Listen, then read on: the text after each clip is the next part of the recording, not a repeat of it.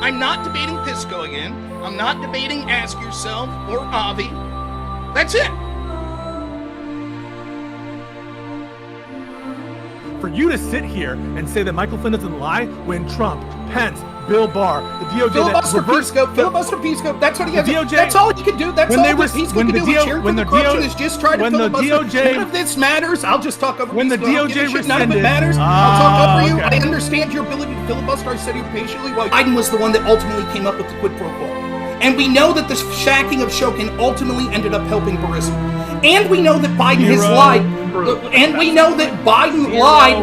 Biden has lied over and over publicly. Not just saying that no one warned him, but saying that he didn't have any knowledge of business dealings with his son. Why are we in this conversation right now? The conversation is because you're too stupid for anything else. I mean, you have nothing to add. You guys will be gone. Pisco, thanks for engaging in a good faith discussion. You on the bottom, you're just a joke, whatever. Way it exists now, what the intent was going back. But if you were in favor of federalism, real quick. Please, sorry. Real quick. I'm sorry. Like, it would just no problem. It would be like saying this. You wouldn't say.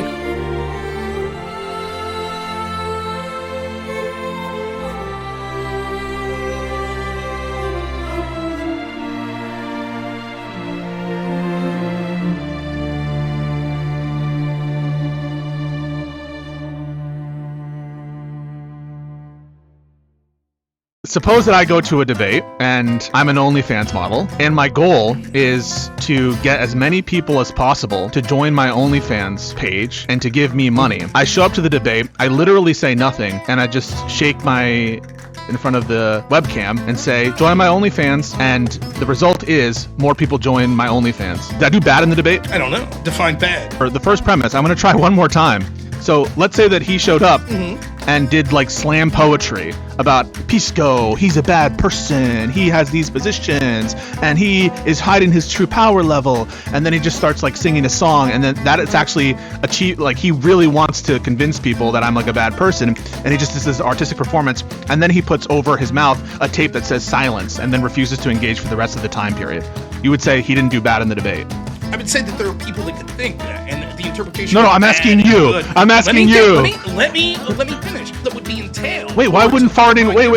Why wouldn't farting be analogous? There you have 1-to-1 for the goal, right? So let's say you have that same laudable political goal connected to what's going on, and the best way to achieve that is not by arguing, but by farting. Why wouldn't that be not bad debating? It's possible. It is possible in a hypothetical world where farting is considered persuasive. If we accept this hypothetical world, then why wouldn't that be good? Like, who has the bigger fart? We both show up to the debate and we're both farting at each other. No one is like defending their position, and we're just like trying to convince people. That's not a debate, Rob. That's just farting. Yo, what up? What's going on? Are you guys ready? Yeah, we got the whole squad. A couple things before we start. Avi, I've never met you. Thanks so much for doing this, man. Really appreciate it. Oh, yeah, my pleasure. Yeah, so I think it'll be fun. We didn't discuss opening statements and shit. I bring this up because there was just a big crash out in the debate. You want to do just general 5 minutes for opening statements in each topic, and then 5 minutes closing on each, and then just the rest of the time, whatever? Is that fine with you, Pisco? Yeah, whatever. I'm just... Okay. Yeah, that's fine with me. I don't much give a shit. We could do no opening statements if that's what you want. I always like just getting into it. I don't know about you, Avi, what your preference is. My preference is to let you guys at each other. Yeah. As a back and forth. Are you using the right mic? Yeah, Oh, am I not? You can't hear me? You're traveling, so it might be it. No, I hear you. It just sounded a little blown out, just a little. Yeah, I think that's just how it's going to be, unfortunately. Okay, that's fine. I don't mind. That's fine. Apologies. Right, so just so the audience knows, we have 2 topics. I think I'll read the specific. It matters, given that we're doing a little meta conversation here. The exact wording of the topics. So the exact wording is topic 1. Ryan Mullally did a bad job in the debate. We are talking about the specific debate that he had with youth court packing. We're not here to do posturing and rhetoric and stuff. Why not, Pisco? Are you here to debate the proposition or not? Pisco, what I'm here to do is point out that the Democrats are on the verge, based on the thinnest veneer That's of not the debate justification, proposition. to lock themselves That's not the debate into proposition. power. So we agreed to a debate prompt, and now you're saying you want to debate something else. Pisco, Yeah, I do want think to we lock should Republicans out of power. Try to stay as close to the topic as possible. On We agreed to a topic. here. Let's stick to it. That James Carville said that the Democrats should not talk about it. They should hide their power level. They should get into power Yeah. and then just do it. Why is Are it you relevant aware? what James Carville said? So you don't want to Tyranny. debate the proposition. You want to Pisco, I don't give a shit about the proposition? I'm debating to save my country from your tyranny. I care. I take that not to be at like all meta and rhetoric about your and syllogism. posturing and I like. care not at all. Okay, so then about maybe you should have positions. just did a speech and instead of like doing a debate. I mean, that's a Pisco, speech. you are trying to rape our country with tyranny on behalf of a party Jesus. that. I'm trying to actually focus us on the thing that we agreed to Pisco, talk about. I don't care what you are trying to focus on, Pisco. Wait, Every that's step not of the what we way. agreed to debate Pisco, about. I don't care. You don't care about I our don't agreement care on the about debate? prompt. I don't care about the agreement at You don't all. agree about the agreement I we care- had to debate this thing? Not at all. I want you Pisco, to. I don't care about the proposition. Defend I do want to clarify if I should consider that a concession on this specific proposition. I am happy to talk about concede? whatever. Sure, I concede. Pisco, You talk concede. about Okay. free Do you speech. concede Go. the Democrats are justified in court expansion? Just be clear. No, I obviously Okay, think that's bullshit. I then just why are want- you I just lying? want- Wait, no, I stop. just want you to go to Wait, 13. wait a second. Why are you lying and saying that you concede when you don't actually concede? Because my personal integrity matters less to me than the future of my country. you lie when it's and convenient? Would I lie to defend my country from tyranny? Yes. Would you? In the context of this debate, you're lying because it's I mean, convenient for you to do. You won't even. Why waste my time? Why waste everyone's time? Because You you're have no- the one doing the evil thing, and it was useful to get you here because nobody Under else would false do it, preten- Pisco. under false I got pretenses? locked out of a whole bunch of panels, Pisco. No, you didn't. That's your Nobody else conspiracies. wanted to do it. Yeah. That's going to be the first topic. The second topic is, quote, Democrats are justified in expanding the court. That'll be the second topic. We have agreed to at least do 1 hour on, we planned on at least 2 hours and at least have 1 hour for the second topic because I think we both think We it's care more about that interesting. more, yeah. But it makes sense to do it in this order. To Yeah. start with the Rhine one, I think we. So, all right, man. I'm good when you are. Whenever you want to go, you can start Yeah. the first topic. Yeah, so I'm happy to go, and really, I'm just gonna read off of the argument that I provided you in DMs, because I really do think that the first topic is easy, and that like it's pretty uncontroversial that Ryan did a bad job in the debate. And this is the argument that I gave to you. The first premise is if Ryan failed to justify his position in the debate and he failed to undermine his opponent's justification, i.e. me, then he did a bad job in the debate. I think that that's pretty uncontroversial. He might have had some other goals in mind when he came to the discussion, and he might have succeeded at those. But that's fine and good, and you can say that. But like in terms of the debate, right? I think that if you don't justify your position or do something to undermine your opponent's justification in the debate, their position, what would it even mean to do bad in the debate? Like what kind of metric would exist to do bad in the debate if it didn't include, at a bare minimum, failing to justify your own position and failing to undermine your opponent's? So I'm interested to see how one would contest that first premise.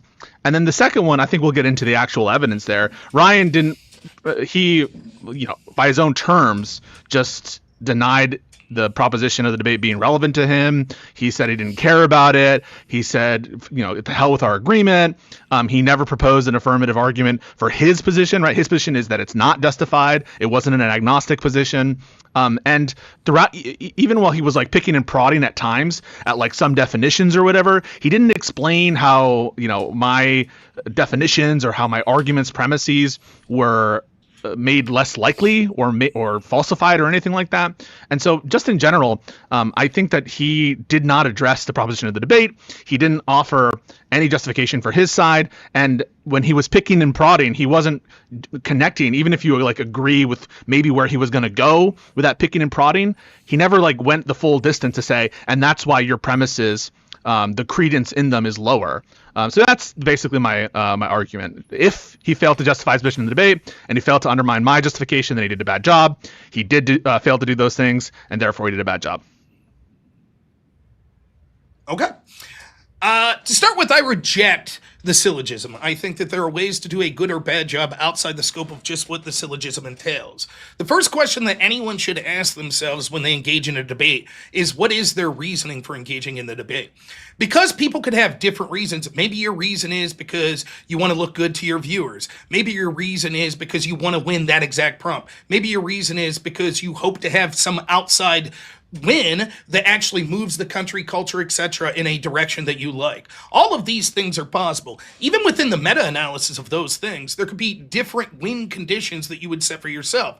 I remember watching a debate where people were debating Mormon theology, and the Mormon objectively lost on a lot of the historical points that they were talking about that justified the theology. However, the Mormon ended up getting a lot of fans because he was very affable, and he came to a presentation saying that even if logic doesn't matter, given that a strict adherence to logic wouldn't be as important as his faith, which came across as likable. So in a sense, his opponent did very good in the debate by pointing out theological inconsistencies. However, he ended up doing well by having people engage with him and actually attend his church.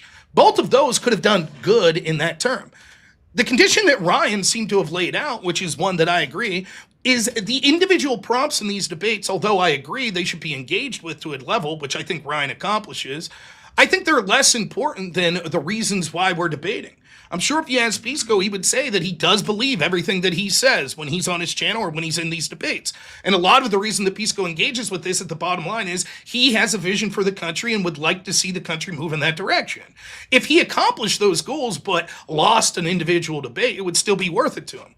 Ryan's point was the meta discussions that you engage with, Pisco, are designed to obfuscate the fact that you're an extremist that wants to take out core norms of this, or what he would call load-bearing norms, that would put this country into irreparable damage and on the grounds to a probable civil war, that would take away the separation of powers and lead to consequences when you take the whole vision of what you're saying, so that it would be something that would be near unrecoverable without some sort of extreme action.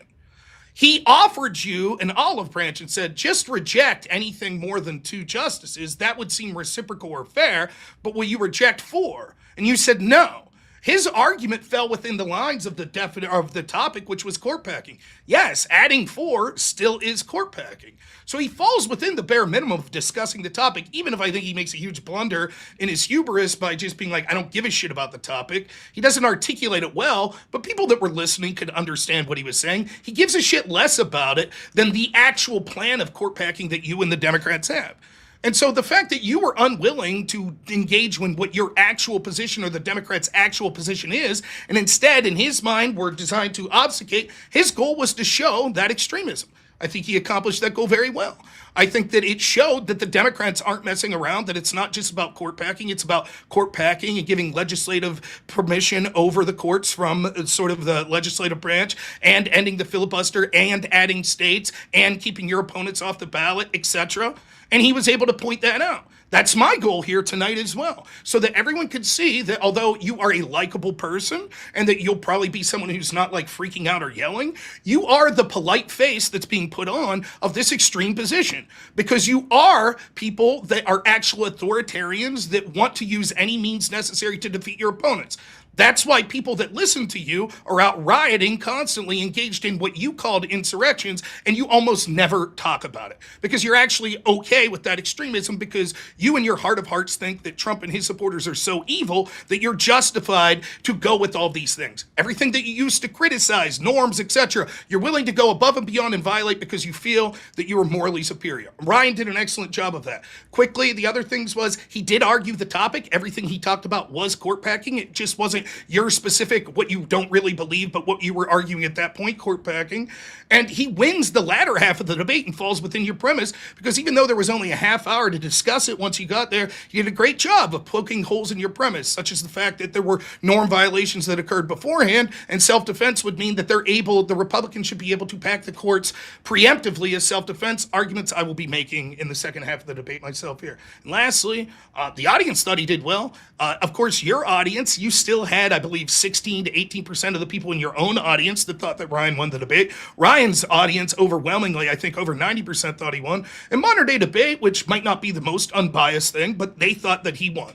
So I'm not saying that that's the objective end all be all, because of course, A lot of this is a popularity contest, but Ryan is a smaller streamer than you, has far less people normally, and those audiences thought he did very well.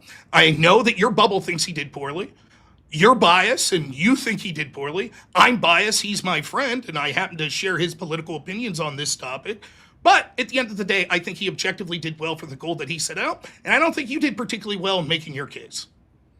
Okay, well, I'm definitely going to treat that as opening statements because that was not a back and forth. Oh, yeah. I'm sorry. I thought that. Okay.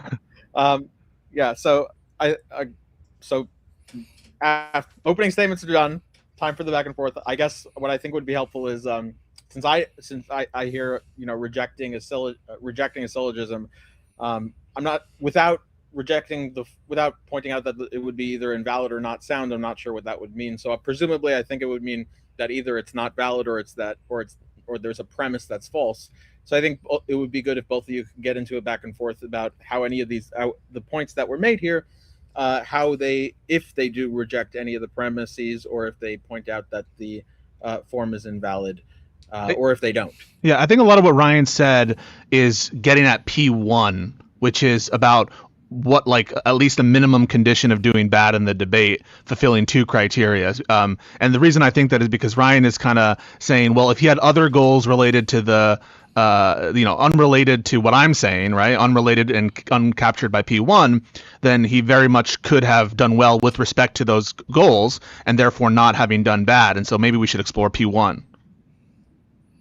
Yeah, I'm fine. The syllogism format isn't one that I'm usually used to debating in a formal sense, but I don't mind that. I'm capable of thumbing my way through. So yes, exactly what my first argument there is that I reject premise one. And the reason I reject it is because it says, if he failed to justify his position or undermine yours, then he did a bad job in the debate. I don't think that the after the comma, that guarantees he did a bad job in the debate. I don't. I think there are ways that he could do good in the debate or not bad in the debate outside of what's outlined at the beginning of premise one. Well, I just want to say that is not an exclusive for doing bad, but it is a minimum. So I think that you are rejecting it. It is your view that there are ways in which he could not do bad while still failing to justify his position and failing to undermine my position. Yeah, I do. So I want to now poke some holes in it, if that's okay. Okay. So suppose that I go to a debate and I'm an OnlyFans model, and my goal is to get as many people as possible to join my OnlyFans page and to give me money. I show up to the debate, I literally say nothing, and I just shake my titties in front of the webcam and say, join my OnlyFans, and the result is more people join my OnlyFans. Did I win? Did I fail? Did I do bad in the debate? I don't know. Define bad. Who gets to determine what's good or bad? Sorry.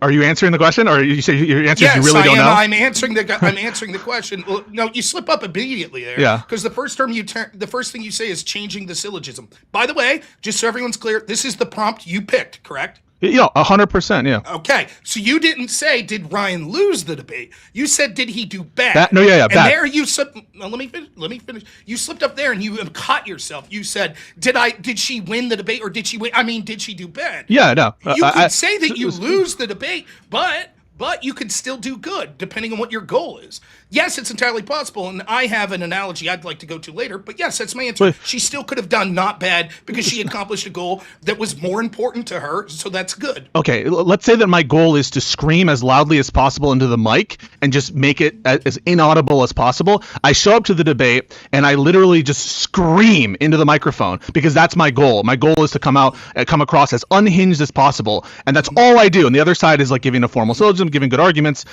Did that person who just screamed, did they do bad in the debate?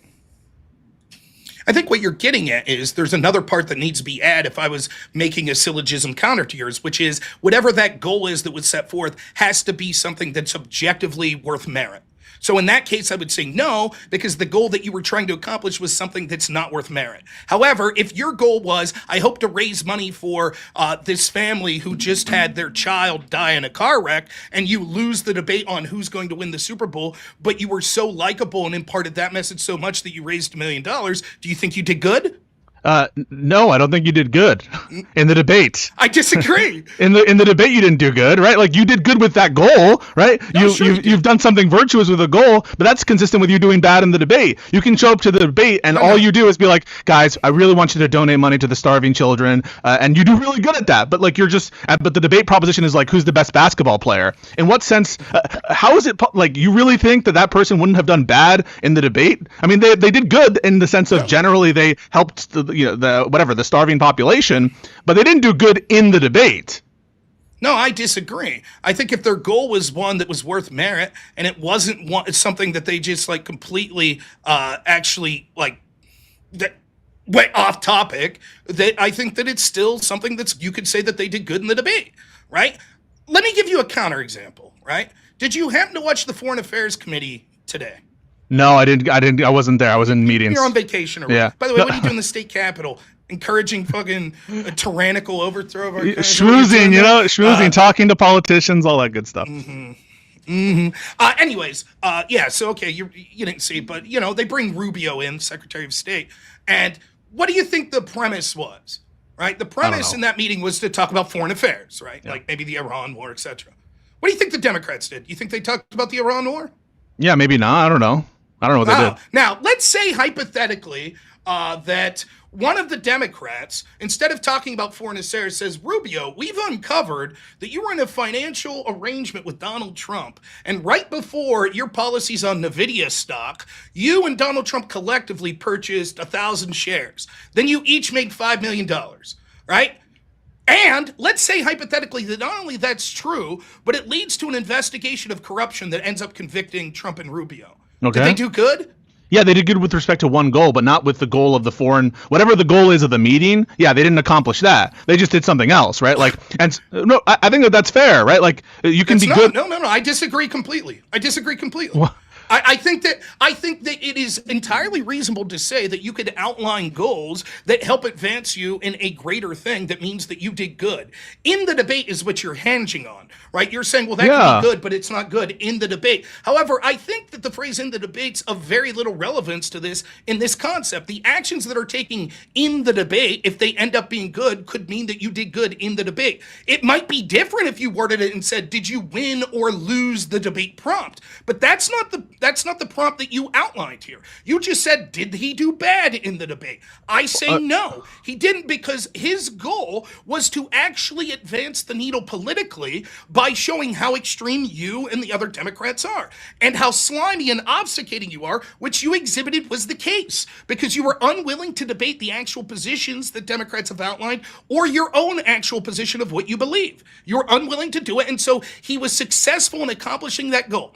Furthermore, any criticism that you have... Okay, I'm sorry. Yeah, no, but all I'm trying to say is, like, he might have... I don't agree that he accomplished that goal, but, like, even assuming that he did, that's compatible with, like, with doing bad in the debate, right? You could achieve that goal and then just, like, fail to... No? Okay, so then, like... so I really want to give... I want to test that, right? Like, let's say that my goal was to make people laugh, right? That's generally a laudable goal, is to make people laugh, right? And I just show up to... the debate, and there's a proposition that was agreed to, and the other side does their opening statement, they provide some support for their premises or whatever their argument is, and then you show up with the goal to make people laugh and you just shit your pants on screen. Did you do bad in the debate? And you don't say anything else, but you just shit your pants. I don't think that that's a goal that we would necessarily say would be laudable in the sense that would be connected to at least tangentially what the topic would be. But this is certainly true. But listen, if you take it to a less extreme example, this happens all the time. You're on these panel debates, and oftentimes there'll be someone that the audience thinks did an amazing job, right? And maybe they only said 2 or 3 words, and maybe those words weren't even that germane to the topic, but it was someone just yelling like, "Fuck you, you pieces of shit, you're wrong, blah, blah, blah, you're such a bunch of hypocrites. You said exactly this 3 weeks ago on your show." Now, you, as objectively trying to analyze the debate, will say, like, even if that's a true statement, it has little to do with the prompt. That's one statement that you said. And yet people will say, I think that that was objectively good, that they did good in that debate in the role that they were there and what they were trying to accomplish. They discredited the person's credibility that was making these arguments. Furthermore, and Ryan's arguments are still within the bounds of the topic and are still making arguments against it. And the entire time, that first half of the debate's what you're talking about. The entire first half of the debate, you might say, Ryan, by exposing you, that you were unwilling to debate what truly is your beliefs, you might say, well, that wasn't the exact prompt, so he didn't do good. At the same time, you're not advancing your prompt in that first half hour. And when we get to the second half hour, I think to argue with also with Syllogism 1, I think he did advance his position within the scope of the exact. No, but one is a plan that you conditional, offered. right? So the one is the conditional, which is if he failed to do these two things, that is to justify his own belief or his position and to undermine I'm sorry, my own. Too. Yeah. Yeah. I but disagree. I think we. Wait, I want to try. again, If you're contesting both premises, we should go linearly on that. We should- Okay. So for the I'm first going to one. disagree with that in the next prompt, by the way, but that's Okay. fine. All right, that's fine. But for the first premise, I'm going to try one more time.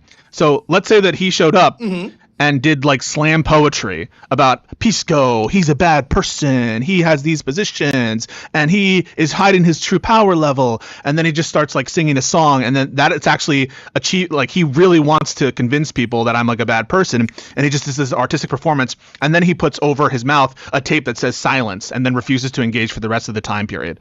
You would say he didn't do bad in the debate. I would say that there are people that could think that, and the interpretation. No, of I'm bad asking and you. good- I'm asking you. Let me finish. The interpretation is going to be subjective to individuals. I would say that that's probably not good, but because this not analogous to what we see. I think there has to be a component to the goal, has to be something that's objectively of merit, and it has to at least be connected to the theme of the debate, which certainly Ryan was. For example, let's go directly to your syllogism. You say if Ryan failed to justify, quote, his position. What was his position? It was the negative. It was the negative that Democratic that? court expansion is not justified. Did he argue over and over that it's not justified, that the Democrat specific plan of court expansion is not justified? That's P2. No. He did justify his position. That's P2. No, that's P2. Okay, I see what you're saying. Oh, yeah. Nonetheless, like the idea of his position as being the negative, I think that even if you think that he failed, or he is also undermining your position in the second, which is going to be to P2. But my grievance. Yeah, well, but why don't you just fight on P2 then? It is not. I did. I've said what my point is. Why not grant P1? P1? Good and bad outside the scope of just justifying your position. No, but I'm telling you what I mean by P1, and it's that it's indexed specifically to his performance with respect to the debate, right? And I'm granting that he could have done good in the world. He could have done good in like other pursuits, like the song parody, slam poetry thing. That could have been like a really good performance that even does better than whatever he did, right? Like, but I don't think you need to bite the bullet on P1, or to reject P1. Like you can just. I make my point. You repeat yourself. I don't know that there's anything more that I can say. My position is quite clear, and I don't think you've refuted it. Let me ask for both of you then. Are we taking doing bad in the debate to be synonymous with debating badly?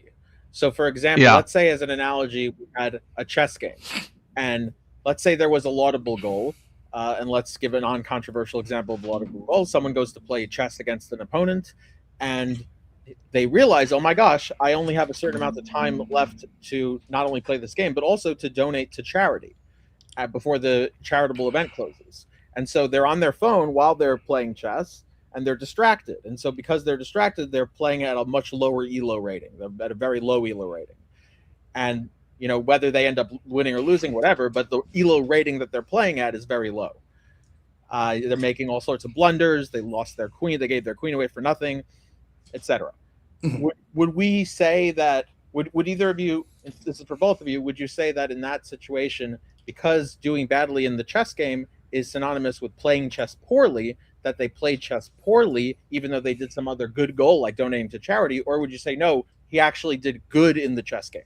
Yeah, no, I would say that he did badly in the chess game, and he did good separately with respect to whatever the charitable goal. And if you want to connect it to some chess-related good goal, you could grant that too, and add to the hypothetical. But yeah, whatever you mean by playing chess well, he didn't do that. No, I disagree with the analogy, and here's why. Chess is a game with definitive objective win conditions, right? So a debate is not that. You could win a debate in a litany of ways. Debate and who wins it's subjective. Even when I did collegiate debate, right? Oftentimes what you'd find if you advance to the, like, sort of the final day of debate, which is the top half of the teams, instead of having one judge in the back of the room, you may have 3 or 5 judges. And these are professional judges, some of the best in the country, brilliant people, and they could all come to different conclusions on who they thought won the debate and why they won the debate. Oftentimes they would make those decisions. Again, this is at the highest levels of scholastic debate, and many times they would end up voting for positions that weren't even relevant to the topic.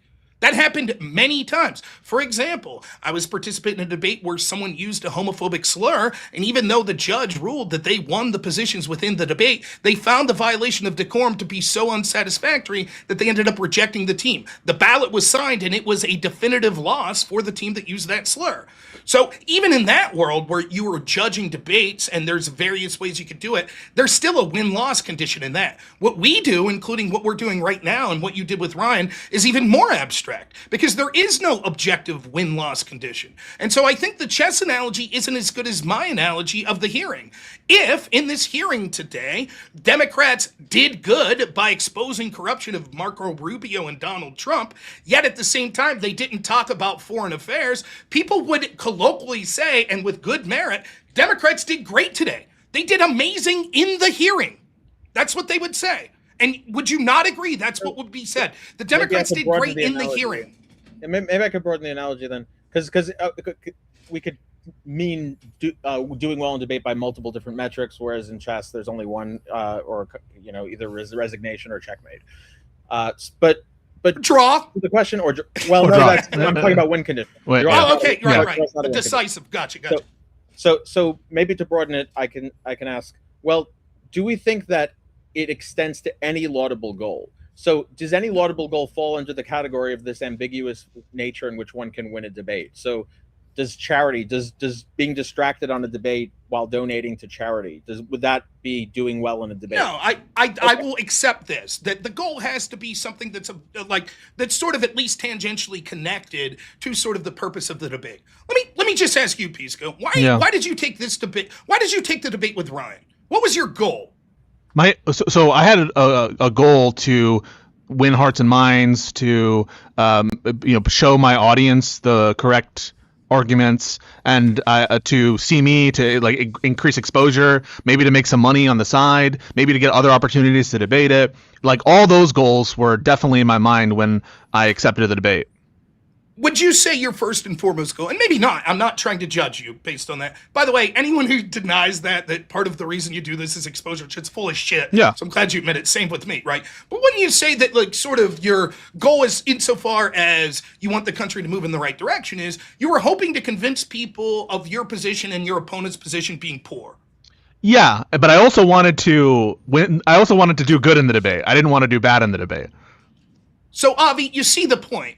Even here, we're having a concession. We're talking about a goal that is quite literally the meta goal that's set by both debaters, that they're trying to convince people. In fact, tonight, I'm going to make this argument in the second debate. In effect, seeing as how Pisco and me, as far as I know, Pisco, he's in D.C. Maybe I'm wrong. But as far as I know, neither of us really have access to levers of power. We're not going to get to vote in the Senate. We're not going to get to confirm a Supreme Court justice. So what we're really trying to do is convince an audience that our position's correct and hopefully motivate them to vote accordingly or to take actions in their life accordingly. You would agree with that, right, Pisco? That we don't have as much power. We're not very powerful. Is that your point? Our motivation here to vote is to debate is to change the hearts and minds of people to among other make them things do real world actions. Of course, among other things, that's the message, right? We also want exposure, and I prove I'm the best debater over and over again. Great. We agree with that. Granted, right. So, but that's the point I'm trying to make. So, Avi, what I'm saying is, I don't have the exact threshold for what this goal needs to be one that could be considered if done good or not. But this is a goal that's almost ubiquitous to everyone who's debating politics or culture or philosophy in a serious way. You're trying to change hearts and minds to your side and that your opponent's side is wrong. That's exactly what Ryan was doing, and he accomplished it magnificently. And argued within the scope of the framework of the debate as well. So I reject that it is, quote, in the way that Pisco defines this in premise 1, failed to justify his position or undermine opponent's position would then entail that you did bad in the debate. I disagree, because I think there's this goal that's reasonably connected to everyone in good faith that's debating, that they want to get people on their side, which Ryan accomplished. So you would say that it's not just to justify your position or not or undermine the justification of someone else's position, but it's also to convince others of your position. If you convince others of your position, but you fail to justify your position and you fail to undermine your opponent's position, you would say they're still debating well. Correct. That's a great way to put it. Thank you so much, Mark. If you convince people of your position, even if you weren't defending it, that in itself would be a win or a condition that you did well in the debate, or that you did good. Now, maybe there's a little quibble about exactly what you mean there, but this sort of what I'm talking about. I don't think it's a difficult concept to understand. No, I understand it. If my goal in this debate coming up with you, Pisco, is to get people to think that you're the banal face of extremism for a policy that's going to irreparably damage our country, and that we should be motivated to vote, which is exactly why I took this debate, because I want people to see how extreme you are, and so get out and vote, because this is an extreme, disastrous policy, and that works, then I've done well in the debate. So if I don't think that's controversial. Here's what I'll take to be a reductio or like to absurdity. So if I come on stage to debate, let's say birthright citizenship or something, I'm just like, look at this dude. You believe anything this dude says? This guy's ugly. Look at his sports coat, bro. He came to the debate looking like that. I hope you fucking never show up looking as raggedy as you are right now. And then everyone starts laughing. At the end of the other guy's like, no, but the arguments matter. And he starts laying out everything, and he does a wonderful job by like our lights in terms of that. But at the end of it, it was just so persuasive, so charismatic, so funny in all my insults. I'm like, yeah, your fucking mama's ass, like whatever I'm saying, it just gets everyone on my side. At the end, I have 99% of the votes. You would say that even though all I did was insult and make jokes and talk about the person's style, that I didn't do bad in the debate. No, I think that this goes back to the type of goal has to have some threshold of being. No, yeah, whatever goal you, in some way. Yeah, no, to convince them on birthright citizenship. To convince them, they join my side. Yeah. I suppose if that person has that debate and you have that debate, and that motivates literally the country, that's the decisive thing that motivated the country to vote in the way you wanted to then pack the court. Wouldn't you say that was good? With respect to that goal, right? But it's not good at debate, right? It's bad debating, right? It's bad. Again, do you agree that it's bad debating to just like insult the other side and not say anything relevant, even if it accomplishes the goal of getting people on your side on the issue? It's a bad debating. You're not doing good debating. I think it's bad debating because the tactic will ultimately fail. Assume it doesn't. Assume it doesn't fail. But again, what I would say is I think you would acknowledge that's good. What we're talking about is if the goal is connected to what the central thesis of the point is. The argument was, should the Democrats, are they justified in packing the court?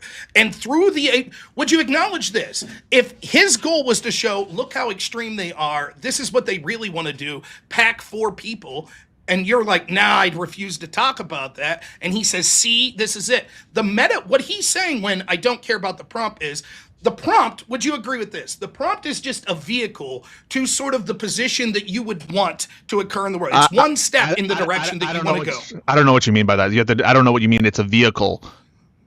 Well, I don't know what you're saying. The debate that you're having because you want to accomplish this greater goal. And we understand, now granted, you've outlined a bunch of goals, but when it comes to the actual position, you want to accomplish this goal of having people adapt what your ultimate. No, but that's just wait, Rob. But that's just me though. Like someone could come to the debate and like be taking the devil's argument, or they just like the sport of debating, or they just like you know these people who just love debating for the sake of it, right? Like I have that goal, but not everybody.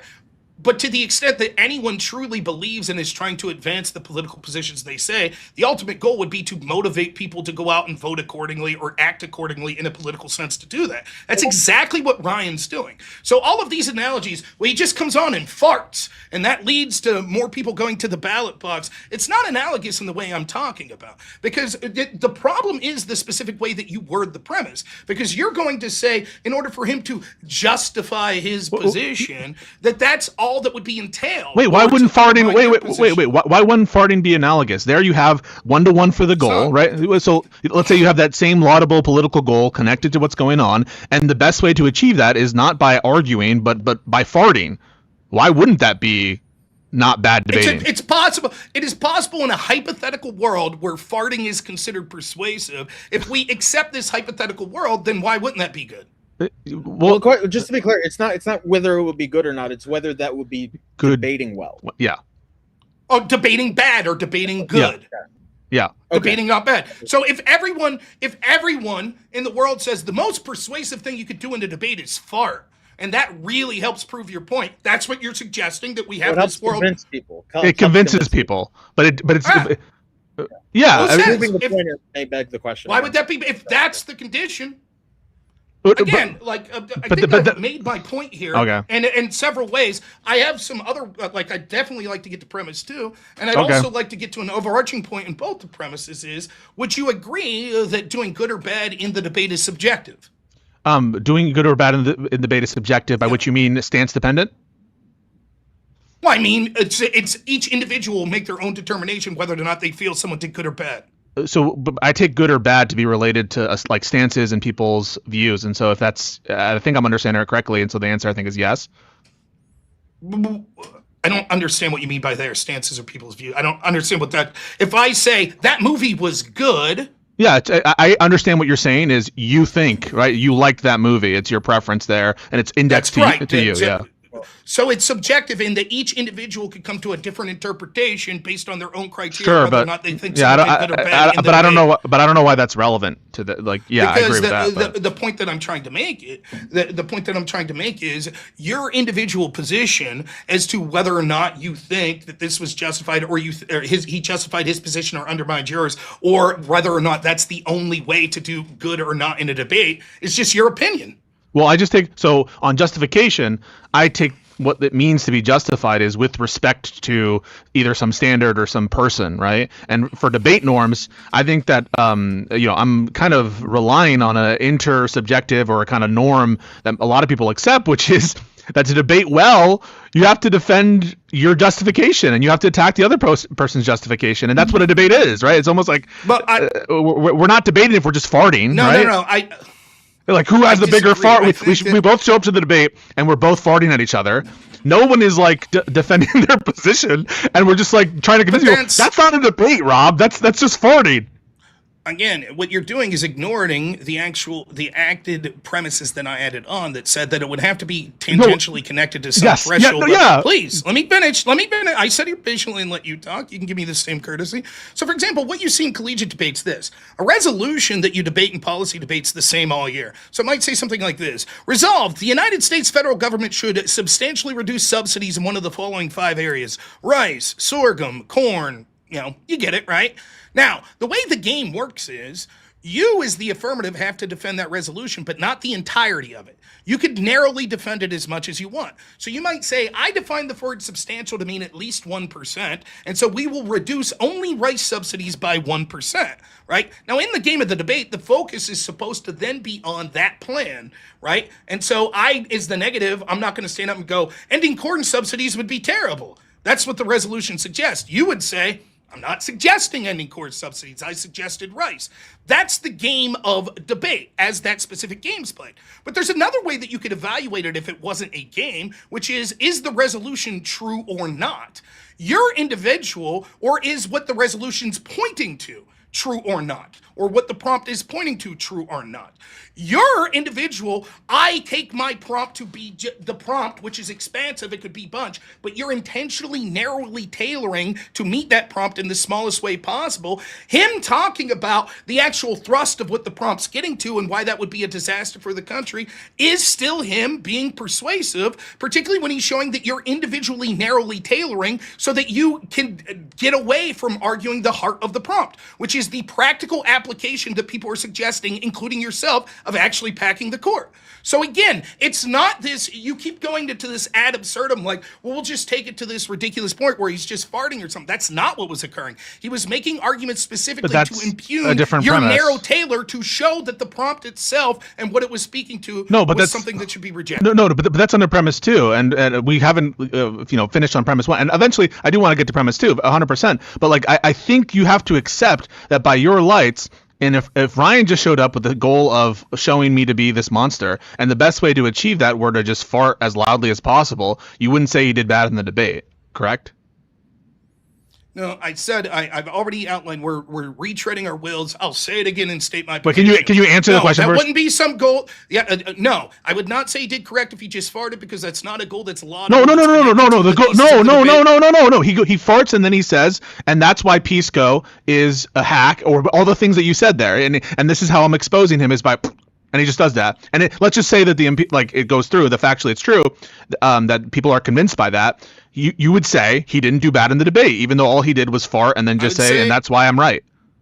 I would say that it's a threshold, and seeing as how you've agreed that it's subjective to each person if they think it's good as bad, I would say I have a threshold on your view. When I think arguments are germane. Let me finish. When I think arguments are germane, no, I would not be persuaded by someone saying, I farted, that's why you did good or bad. Again, you take this to absurdum. I've given a direct analogous example, which you're either being disingenuous or you're grotesquely misinformed about. If they had a hearing today on foreign affairs, and that was the topic, the Iran war, and in that, Democrats exclusively spent their time outing a corrupt measure of Marco Rubio not connected to foreign affairs, you would say they did well in the hearing. Almost every Democrat would say they did good in the hearing. I know that, you know that, the moderator knows that, everyone watching knows that. It is directly analogous to what and if Ryan convinced people if Ryan convinced people with farting, would you say he did good with respect to the goal? I subjectively do not think, and I think almost no one would subjectively think that farting would. You have conceded that each individual subjectively determined whether or not someone did good in the debate. I am outlining to you an analogous situation, not a fart, which shows if someone proves a point that the position that the other people have are something to be rejected, and it's not just the narrowly tailored prompt, but it speaks to the greater value of what's going on in the prompt and what we want to see happen politically, that your premise 1 is not totally entailing what it could mean to do bad in a debate. Yes or no? Can I just get an answer to this? Yeah. Are you truly telling me that you don't think the majority of people, if today in the Foreign Affairs Committee outed Marco Rubio and Donald Trump as being corrupt with some financial deal, do you think in your heart of hearts that the majority of Democrats, media, politicians, they'd say it's good, voters, etc., they'd say they did good in the hearing? Yeah, I think they'd say he did good in the hearing, yeah.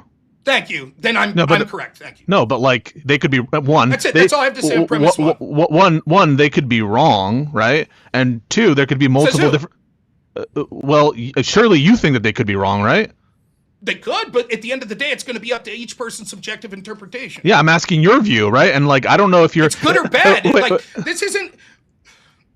I mean, this isn't like, I'm not even trying to be like, slippery, like with weird definitions of words and saying anything can mean anything. I'm saying quite literally, debate is the type of thing, or your performance in a hearing is the type of thing. It's like watching a dance routine or listening to a song. All sorts of people could come to different reasons if they think it were good or bad all the time. I know, but it's inherently subjective. And if you're acknowledging that the vast majority of people would have said in that example, he did good in the hearing, then your premise is rejected by the vast majority of people, as it should be. Well, no, because the first premise is about debating, right? There could be a different standard for hearings. Hearing would be the same. Why? No, explain the difference. If there is a topic of the hearing that you're supposed to talk about, it's okay to go outside the topic of the hearing, but not okay to go outside the position of the debate? Yeah, I just understand a debate to be... I don't see the difference.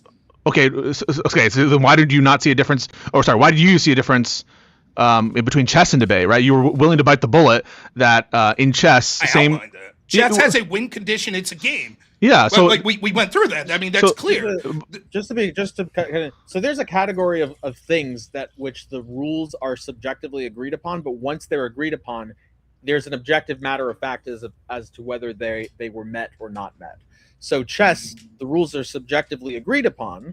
There's nothing telling me where why I can't move one piece in another direction, but once they're all agreed that these are what limit it, there's the fact of the matter whether chess was followed or not, the rules of chess. Sure. Similar with debate, similar with the hearing, whatever is going to be, we're going to have some sort of subjective agreement on what constitutes the norms of debate. We're going to have some subjective agreement on what, hopefully agreement or maybe disagreement, on what constitutes the norms of the hearing.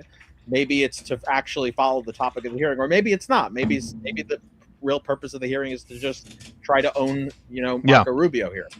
But the point is, like, if there is an agreement on the norms of something, then there is an objective fact of the matter whether they were followed or not. And in terms of what those norms are, there might be areas that we want and don't want. So I think. Well, I don't think there's an agreement. Well, there may. Well, on some things, I think there might be. Well, of course, there's an agreement so that we. Like the farting example, right? The farting example. It sounded like there's something there that you didn't really want to say yes. That even in a hypothetical where, if farting really, you knew beforehand, farting really would convince a whole bunch of people that you're right. It seemed like there was something. It wasn't just merely convincing people. First, it's like, okay, well, maybe it's convincing people, but then it's like, okay, well, maybe it's convincing people in the right sort of way. Maybe there are certain wrong sorts of way to convince people that I wouldn't say is doing good in debate, because it seemed like you didn't want to say that farting, if you knew that would convince people, would be doing good in a debate. Am I? Yes, and again, I think I tried to address this point, which is it is going to be, one, it's subjective to each person what they think, and second, each person's going to have a threshold, right? So, for example, maybe someone would say it would be if, and we've all agreed, I didn't see if you agreed, Avi, but I'll ask you, right? Would you agree in the situation I outlined in the Foreign Affairs Committee, if that occurred, that the majority of Democrats, elected officials, et cetera, would say they did good in the hearing? We all agreed to that, right? So I agree with the reason I think that that they would is because I think at this point our politics are so partisan that people don't even see the point of the hearing as what was initially stated as the point of the hearing. They see the point of the hearing as how can I get this person? Yeah. But it does. But again, well, then it's subjective as to how they see the point of the hearing. And now, if that's the agreed upon norms of the hearing, they really did do well in the hearing. But there's not, because Marco Rubio is continually saying, what the hell are we talking about? We're here to talk about foreign affairs. So he didn't agree, the other party didn't agree, and yet the audience has accepted it. Then I would say, then maybe there may just be no fact of the matter. Sorry, there may be just no agreed rules, agreed norms as to what constitutes following or not following. Right, like you go to play chess and then like you go to play. It's agreed upon. Yeah. So I think the example, if you go to chess now, imagine that you showed up to play chess, and one side thinks that moving the knight diagonally, that's how you move the knight, right? And the other side comes play up. The game, sure. Right, but like I think that. But that's not debate. That's not a hearing. That's not the way it's done. Oh, okay, so then maybe the difference here, and maybe we're not going to make any progress, is just on what the norms of the debate either are or ought to be. I'll just repeat this. Like, Avi, what you say there, what we're getting to is a problem of subjectivity and thresholds. Each of us will make our own determination. For example, let's say that what the Democrats did, let's say I'm a Democrat voter, and I say, yes, in this example, I'm happy with what they did to Rubio because the agenda of exposing corruption being done in political ways by this administration is laudable, and that's exactly the side of oversight we want. Even if this Foreign Affairs Committee doesn't have oversight over financial disclosures, etc., that's still laudable and achieves the goal that sort of relatively serves the purpose of the general theme of what they're doing. I don't think, though, if they went on and said, Marco Rubio, isn't it true that you cheated on your first girlfriend and you're a shitty person? I, Mr. Democrat voter, might say, look, I think that it's perfectly reasonable to say Marco Rubio is a shitty person, but this is outside the scope of what I would accept as being effective in this performance or doing a good job. What I'm arguing is what Ryan did is almost directly analogous to what I'm saying that the Democrats would have done in that hearing. And we all accept, had the Democrats done that hearing, we would say they did well in the debate.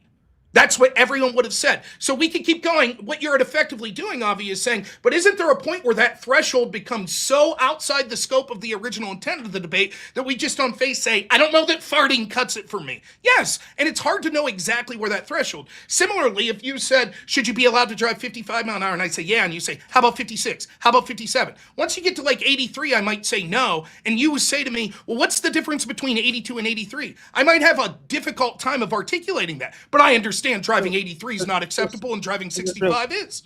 Just real quick, what I'm doing, I'm not doing a sororities here where it's of the same kind, just a different scale.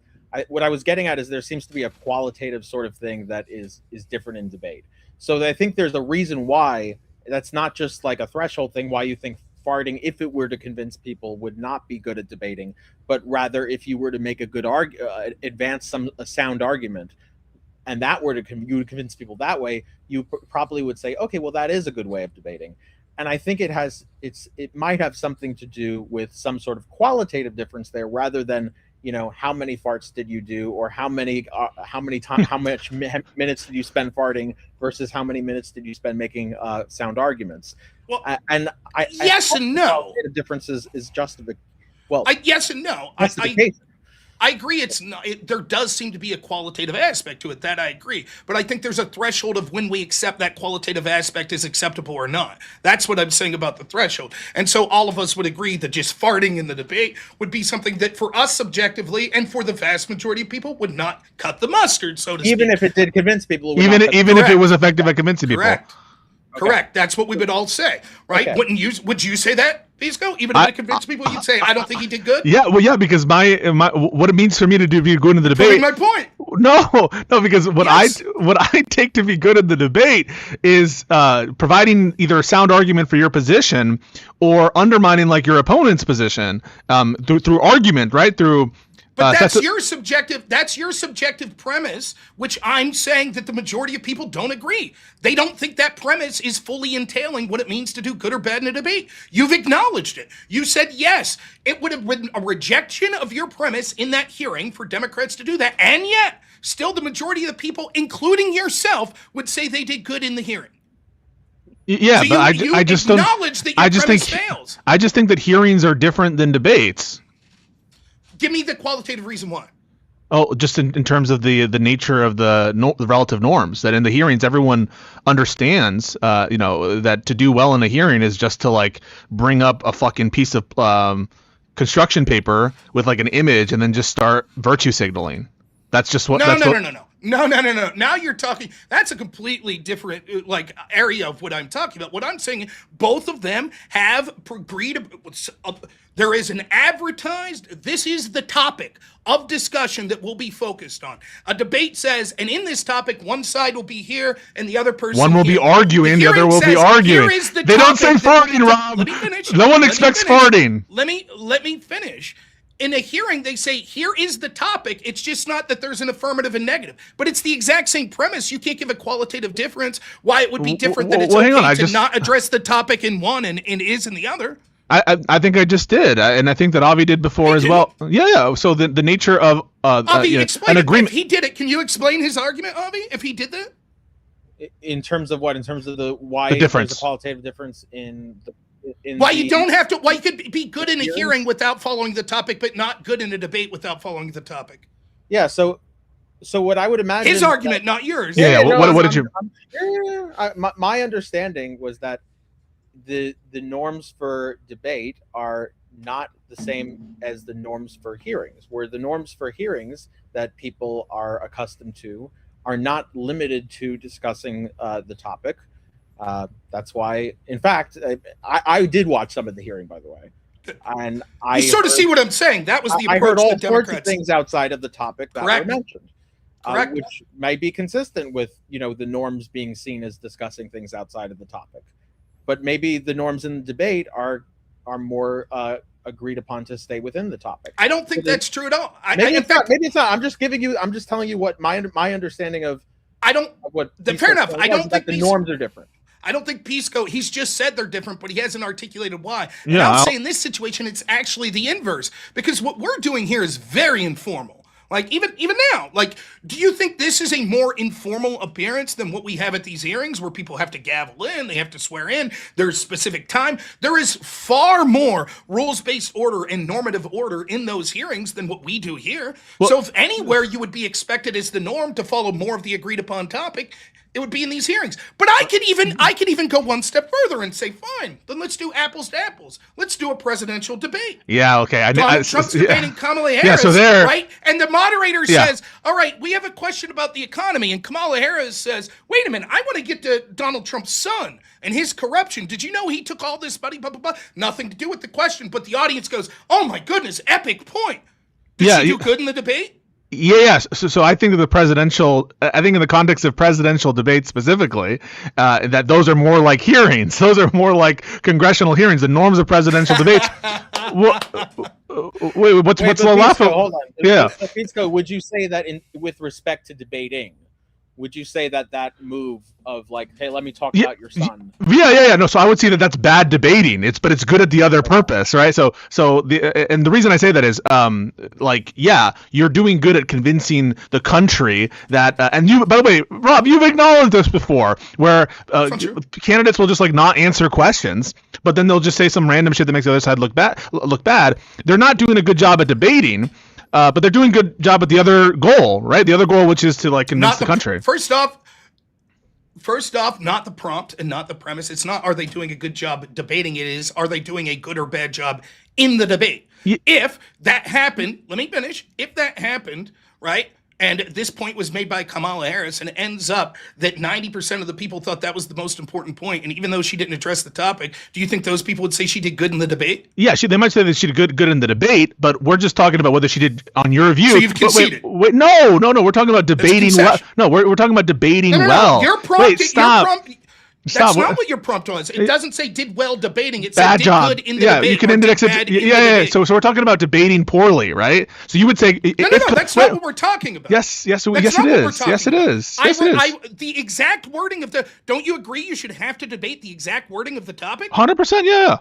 Okay, what was the exact wording of the topic? If Ryan failed to well debating, it was did he do good or a bad job in the debate? So a bad job in the debate. A bad job in the debate. I take to be. I'm telling you what I understand that to be is bad at debating. That's what I'm understanding that what it means.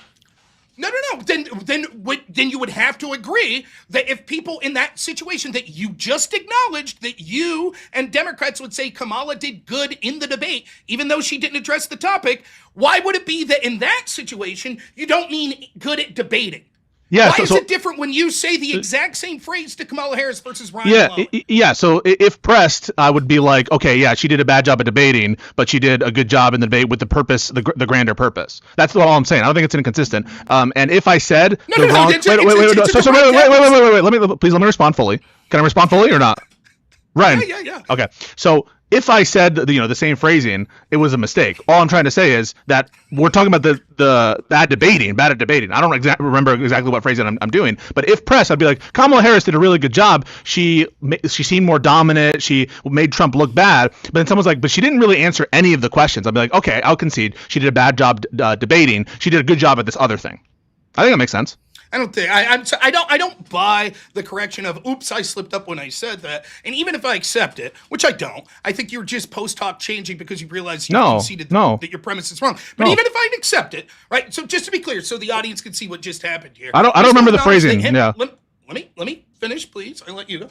Pisco acknowledged that in that situation, that if there was a debate, a presidential debate, and Kamala Harris went off topic and made a point that all of the Democrats thought was persuasive, even if she was never on point or on topic in that debate, people would say she did good in the debate. He said that as well.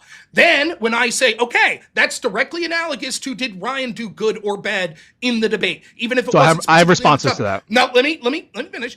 Pisco then says, I misspoke. No, wait, I didn't say that. When I say good in the debate, I don't mean good in the debate that his appearance was good. I mean good debating, which is sort of laughable. But he's going to try to articulate. Can we pause? Can we do one at a time? Can we do one at a time? Let me finish my point. I generously let you finish your point. So the point is, he has acknowledged that both him and everyone else would say, even if Kamala was off the topic, if she made a point that one heard the debate and thought that more people thought she did well, that she did good in the debate. All of this is just going to try to rewrite and try to equivocate and change language to misdirect you from the fact that he's conceded that premise is not accurate. So I take that to be dishonest. I didn't concede at all. Avi, did you hear a concession? It's an effective concession. The logical entailment of what you said is a concession. So it's not, and let me explain exactly why. So the first thing I said was that the norms of I don't even accept that the norms of presidential debate are the same as debates where there's a singular proposition, as opposed to just like basically extended Q&As between different people. And so I view them as fundamentally different. That's the first thing I said. So even if I were to grant that the phrasing made the specific wording that I used in the context good in the debate, bad in the debate for presidential debates, I just think it's a different category than a debate in which there's one proposition that that you're arguing, as opposed to like an extended Q&A where you're basically just doing either an interview and you're just like, tossing things at each other. So anything I said about presidential debates, I made it very clear that I don't apply to the kinds of debates where there's one singular proposition. So no concession whatsoever. And number two, even if I did use that phrasing there, I said if I did, I don't remember exactly what phrasing I used there. I think I made clear that I would see good at debate as different than good performance. I just view them as different kinds of goals, and it's perfectly consistent with how I would approach, the more structured debate where there's one premise. And so I don't think there's a concession at all. All right, so this is his exact language was apples to apples. It did good in the debate. Now, to deal with the equivocations here, several things. One, he backtracks and says that they're somehow different. Now he wouldn't say she did good in the debate.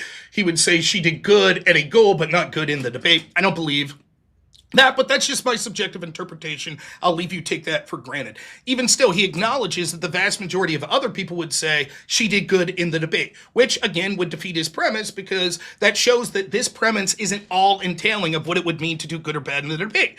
Next, he says that hearings, you don't have to follow the topic. Debates online, you do. Now he says presidential debates, you don't have to follow the topics to do good.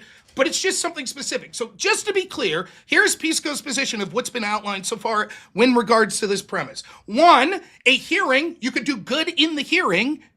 Yeah, different norms. Different norms. Let me finish. Different norms. Second, you could do good in a presidential debate even if you don't follow the topic. Third, the only person that's talked about an actual debate outside the scope of what we do that's somehow unique, that talked about actual competitive debate where you have actual rules and judges, was me. And what did I tell you?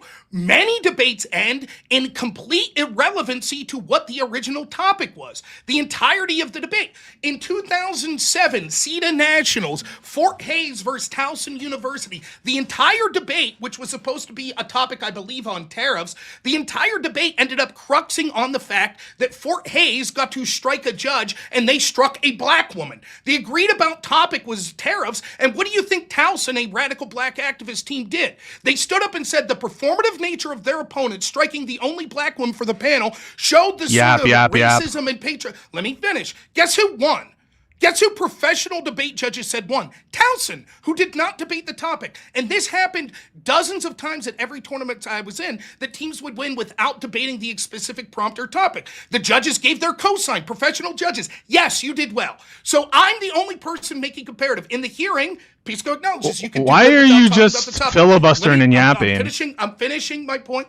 In the presidential debates, he says those aren't like debates, but you could do good without debating the topic. In collegiate debate, which is debate, you could do good without debating the topic. Is this just what you do? Give me an example. Yeah. So Why is what we do so different? So I'm not saying that what we do with respect to only in the modern day debate context do these norms apply. I just think that presidential debates are different in kind to the kinds of debates that you will see when there's a singular topic being argued about. And the reason for that is that in the presidential debate, it's basically just a bunch of Q&As and back and forth. It's like a whole different thing than when there's a singular topic that we're all supposed to argue and substantiate. College policy debate. Wait. So with respect to the what you're talking about in specific instances of college debate, presumably you think that that's very cringe when they you give wins to people who say irrelevant stuff, and when they say when they just do slam poetry, right? You think that that's wrong? One, I do you think that's wrong? Do you think it's wrong? Yes or no? Let me explain, right? And can you answer the question, please? Yes, you just pointed to them and said like slam poetry. Those two things aren't alike. But, no. So I want to. Wait, if you're asking me two separate questions, do I think what they did in the example you talked about was cringe, and do I think slam poetry is cringe? So are you asking me two separate questions, or are you likening those things to equivalent? So I'm giving a couple of examples of kinds of things that you would do that are artistic. Would you like my answer to each example? So we'll do one at a time then, right? So sure. if you were to just do irrelevant slam poetry and the debating board or whatever the judges were gave them the win, you would say that that's stupid, right? Yes. Okay. And if they not the example I gave wasn't the same. However, now I politely answered. Can I expound? Yeah. That seems to be fair, right? All right. It would be irrelevant. Because do you think that me protesting that would mean that they would reverse the decision? No. It is clear that in that case, seeing as how we're suggesting that good or bad is subjective to the individual, that the qualified person that there was a norm to agree to determine who did good or bad in the debate accepted that as doing good. I'm pissed off about it, but guess what was normative in the debate community? That shit won all the time. And so again, they would have to say either you would have to argue what? That they're biased? But do you uphold those norms? I mean, these questions are indexed to whether you think those norms are true. Do I uphold the norms? Yeah. So you would say if someone just doing irrelevant rambles, there's no way that you would say that they won a debate, right? That might be true, but or again, did sorry. Wait, let me correct. I did do wrong language there. They did well in a debate, right? They did bad on if they drew irrelevant rambles. They're doing bad on your view, right? In my view, but that's not a full case, and let me explain why. I would say they did good or bad based on if they got the victory. So I was a debate coach as well, right? And what we would do is look at the judge philosophy of the person we're debating. If the judge philosophy said, for example, as some did, I don't want to hear about the topic.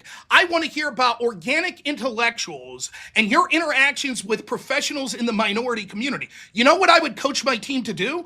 Not argue the prompt and instead look at the person who would be adjudicating the debate and argue in the style that they wanted. So in that, you might say, Rob, that's irrelevant to the agreed upon topic that the committee outlined at the beginning of the year. And I would say, yes, but I had more advanced knowledge of what this specific. So why don't you grant the Fording example? Let me finish. Let me finish. Right? So in that condition, I would say you did well in the debate. So bite the bullet on farting. Wait, so bite the bullet on farting. If the judge philosophy, yes. If the judge philosophy said, in this debate, I will vote for the team that farts the best, I would say that whoever farted did good in that debate because they met the condition in order to win that debate. Yes, it is an absurd sort of beyond the pale equivocation, but nonetheless... Tell me where I'm wrong. And if the modern day debate, and if the goal about convincing people, like you said, which is relevant to consider someone's performance, the laudable goal that has some amount of connection to the prompt, if that is best accomplished by farting in this context, you would say that wasn't doing bad in the debate. Fair? No. What I'm saying is there's a difference between collegiate debate is there is a predefined win condition.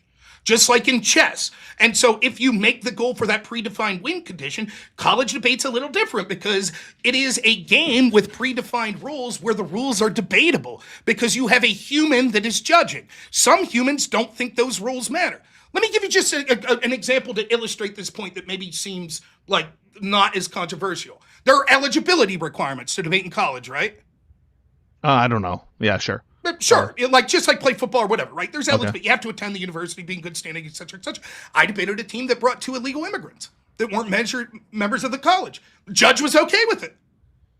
The rule was debatable. I could protest and say that's against the rules. Didn't matter. Judge was fine with it. But on your view, people in the community but on your view, if all Ryan did in that debate was like insult me and like attack my character, say that I'm a liar, and he was able to convince like decent amounts of people for the laudable goal of stopping tyranny or whatever you're saying, you would do. And even if he never touched the topics, you would think he did well on your view.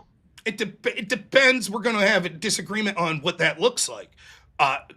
Instead of talking about, we've already agreed that it's subjective and there's a threshold. No, on your view, on your view. Right, but I'm explaining to you then. And so if you're saying if he got up and just farted and everyone voted for him, would I say he did good? No. If he insulted, because what you're trying to get is if he just got up and insulted me, would you say he's good? No. If that's all he did, I wouldn't say he did good. That's not all he did. No, I know that's not all he did. I'm saying if that all he did. We're still on premise one of the least important part of this debate, which you've shown that's wrong over and over again. We're in the position now where you're arguing that debates aren't like college debate or aren't like presidential debates or aren't like hearings and all those things you could do good without talking about the specific topic. I think I've sufficiently demolished premise one. So by the way, I think it's everything that you said is absolutely insane regarding debate norms in my view on the vision that like you could that if we set up this, we spent all this time doing the modern day debate prompt, setting that prompt up, and that you could go into that debate on your own view in the context of modern day debate, not even take a single moment to address the prompt and to do things that are total derails, totally irrelevant, and there's still a chance that you would say the person who did that didn't do bad. I think that's a reductio. I think that's absurd, and I'm happy to move on to the next premise. Avi, if you think that's a good idea. Already argued this. You tried to reframe it at the end. I already said that in order for that condition to be met, there would have to be some sort of tangential connection to the actual prompt. I think that what he was doing spoke to the greater purpose of the prompt and actually creating real world change, and just focusing on your disingenuous, narrowly tailoring instead of telling us your honest opinion of what you wanted to debate. In him pointing that out shows the extremism, which gets to the thrust of that topic. I've argued sufficiently over and over why the individual premise, what you keep doing is, I've showed how your premise is incorrect and not totally encapsulating, and so you keep going reductive to, but what about this situation? Would you like to get to premise 2? And we'll see if really he met those conditions anyways? Yeah, 100%. I think that what you said is absurd, and happy to get on to premise 2. Avi, do you think that's a good idea? Yeah, I guess because debates are important to me, and I have a mini debate community. I guess one thing I'll say about debates, and we can go. We can all agree that once a given set of subjective rules or norms are agreed upon, there's an objective matter of fact whether they're followed or not. But I think that we all have a notion of things that we don't want other people to have a norm or to spread a norm about debate. I think we could all agree that we don't want people to have norms about debates, at least within this group, that slam poetry is some sort of like proper or victorious style of debate, that or some sort of good way of debating. If it's completely tangential or to the debate proposition, it doesn't provide any justification. I think we can all agree, farting is another example of that. There are certain things, and so the question I guess the thing I would want people to think about is, what are the things we want people to have as part of the debate norms to consider doing well in a debate, to consider debating well. And if it's not any of those things, if it's not, even if it convinces people, if it's not if it's not poetry, if it's not farting, if it's not things that are like, vaguely related, then what would it be? And, hopefully what I would like to see is people have some sort of answer to this, and hopefully in some sort of linear way in which people argue for their position and justify it.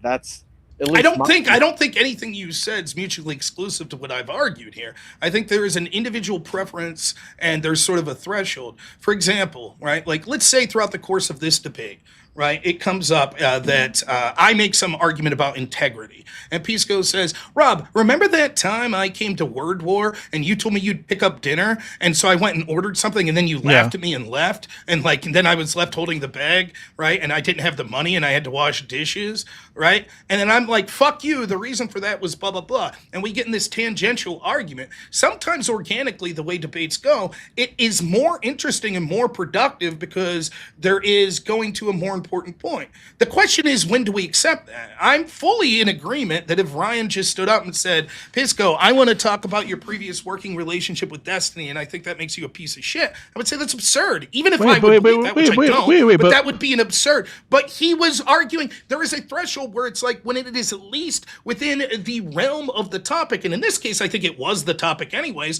The mere point I'm making on premise 1 is, Avi, at the end of the day, do you think it is a reasonable interpretation that premise 1 is not all encapsulating, because I've sufficiently demonstrated in many forms of debates and hearings that colloquially people will say people did good in a debate or in a hearing, even if they didn't exclusively talk about the topic. Do you acknowledge that? Well, the proposition itself, as it reads, is exclusive to justification for your position and or undermining justification of the opponent's position. I think what you're trying to say is that you just reject that premise because you have some other thing in mind that is not inclusive of those things. Correct. That would prove, if that was true, that would prove the premise to be inaccurate, correct? If that was true, then premise 1 would be false. I think the question, I just want to see if I get a clear answer on the reductio question that was asked, because he asked the reductio question, and it sounds like you want to say no to that. You want to say no because it doesn't meet some threshold of relevance. Like it's not. Correct. It's not merely. So you want to say it's not merely convincing other people. Not all forms of convincing other people. Correct. Are legitimate. Are legitimate. Correct. There's an additional restriction on that, and I think correct. If you are to pick up premise 1 again, I think the pathway to test that is to hone in on that, on in and then say like, okay, well, if something is at a certain level of vague relevance, but somewhat relevance, and that convinces people. Is that really the thing we want to say? Is But you would have to acknowledge, Navi, I don't know about you, but given Pisco said, and then he later had to backtrack, but at least what he admitted of others, the vast majority of people would say that certainly there is a point outside the scope of premise one where people would say people did good in a debate. We may disagree on the length of that, but all I have to do is... Yeah, but I would just say they're wrong. Yeah, I mean, just like I would say they're wrong. You clearly show that... I clearly demonstrated that that's the case, as is acknowledged by the fact that that's what the overall majority of people, including yourself, I don't say. grant that. Yes, Kamala did good in the debate. Yes, the team that won the championship that wasn't arguing the topic did good in the debate. So people saying, I agree with that. I agree people would say it. The question would be, would Pisco be one of those people? Yeah, I wouldn't be That's one of... irrelevant to whether or not the premise is true. The premise isn't just true for Pisco. The premise is something that we're asking, is it a truth for all of us? You're saying it's like a majority, is it like an empirical claim, like the majority of people? That is not that is not what the proposition means. So, and that's not why I understand. Whoa. Well, if that's the case, then I'll just counter his premise with this, and my premise will say, if Ryan failed to justify his position in the debate and failed to undermine his opponent's justification, but made a broader point that was more, I think he did a good job. And all I have to say is, to me, that's true, Avi. It doesn't matter if you agree or anyone else in the world. You see the problem. Can we pause? Wait, Ryan. Let me finish. I promise. I'll give you a large chunk of time. That can't be the case, Avi, that we're only arguing whether or not the premise is true to Pisco. That's absurd. No, I'm not suggesting that it's no. I'm just to be clear. I'm evaluating whether it's between you two right now.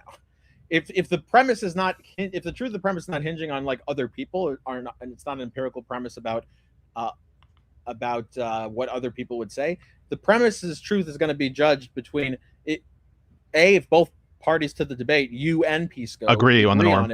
We disagree. Agree on the norm. Okay, and if you disagree, then it's going to turn into a debate. And you'll argue on, you can argue on that premise. That's fine. That's why I'm saying, I was asking about if Pisco was one of those people. So in terms of, unless you're talking about something that's going to be an empirical premise where it's going to determine where the truth of that is actually just linked to other people, then I'll agree. Then it's okay. Well, that is trivially just linked. If the terms good and bad are subjective, right, and the vast majority of people would agree with me that you could be good or bad outside the perspective of that, including you, Avi, which said yes, you would say people did good in that debate like Kamala Harris. No, but then why wouldn't that be a rejection of the premise? Hang on, because you don't agree that just because 51% of the voting people thought that someone did good in the debate, they did good in the debate. You don't agree with that, right? We both agree that we're not just appealing to a majority or to percentages there. It's not just an appeal to a majority. We're talking about an overwhelming majority. Even yourselves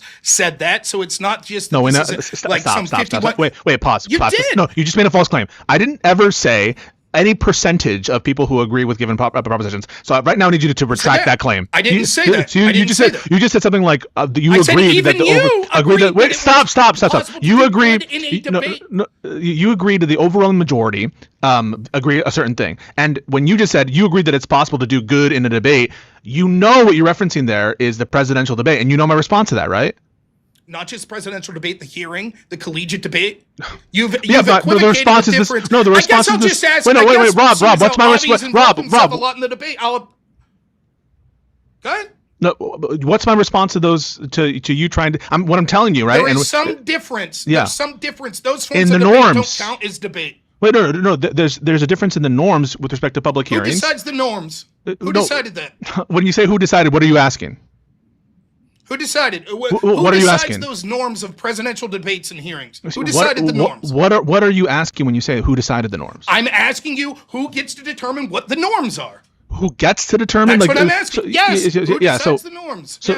So I understand norms to be like preferences linked to people's subjective desires, and if to the extent that there are norms, maybe there can be more empirical claims about a given discipline or the rules of chess or something that are written down someplace. But I think they're linked to either like hypothetical rule sets or standards that you can be in compliance with or not be in compliance with, which is either based in some sort of like hypothetical norm or standard or in some actual sets of preferences. Okay, do you think the moderators of presidential debates set the norms, that the norm is they expect the person they're asking the question to answer the question? Yeah, no. Is that a norm? Yeah, no. So those the norms about being Is that a norm? Yeah, so no. It's not a norm to be. That's not a norm. So I don't think that being responsive to questions in the context of presidential debates are norms for presidential debates. I disagree. I think that the moderator and the people watching expect that that's the normal case of things. Okay, you would expect that. So you don't agree with this, Rob? You don't agree with this? Of course, you don't expect that's it. The normal perspective that's your expectation. Yeah, they say something like tangentially related to the question, right? So if the question is about like, why did you vote for this or that, right? Like they will say something on healthcare if they're asking something. Sometimes they'll even just start in like a stump speech kind of way. But what I'm just saying is that's very different when it's this like rapid fire set of questions. You have like a minute to respond, and it's constantly changing topics. That's different. You're wait, stop. Would you agree? Wait, let me just ask you the question. Would you agree? Wait, stop. Would you agree that the norms of presidential debates are different than the norms of structured debates with one proposition? Do you agree that norms yes of or no, Rob? Is different than the norm of this debate, which is yes, all debates have different norms, every single one and every single type. All things have different norms depending on the context. A debate you have with your friends at the bar versus a presidential debate versus a debate in modern day debate versus a debate on Wick's channel versus a debate on Dylan Burns' channel. All of those have slightly different norms. Yeah, but you uphold they are standards. all debates, and in the context of whether or not someone did good in a debate, we would say within those, we would see that that's the case. What you're suggesting is there is something unique about specifically the type of debate you do that's different than every other hearing where you're allowed to not follow the topic, every other style of debate where you're not allowed to follow the topic. Just this style of debate, objectively, you have to argue exactly what you're saying when it comes to justifying your position in order to say you did good or bad. I disagree with that. I provided many examples. Rob, we're 2 hours into premise one. I think we're not 2 hours into. So we're not. We're not 2 hours in. So I suspect that we actually share a lot of these norms, and that when you say things like, it's possible for you to do well by being, even though you're irrelevant in what you're saying, that I don't think that that's something you actually uphold, and that if someone started doing that to you, if someone started doing that to you and being like, yeah, I did well, even though all I did was, very loosely connected to the proposition, if you would be like, you didn't even address the thing we were here to address. And by the way, this is a norm that Andrew Wilson upholds, right? You know that Andrew Wilson upholds this norm, or he tries to, at least he says he does. What? Okay, when Andrew Wilson debated Destiny, and Destiny said, here's my definition of insurrection, and Andrew said, sure, whatever, I don't care, that's a terrible, that means that all this bad shit happens. Did Andrew win that debate? Did he do well in that debate? So I don't think Andrew Wilson did well in that debate. That's my view.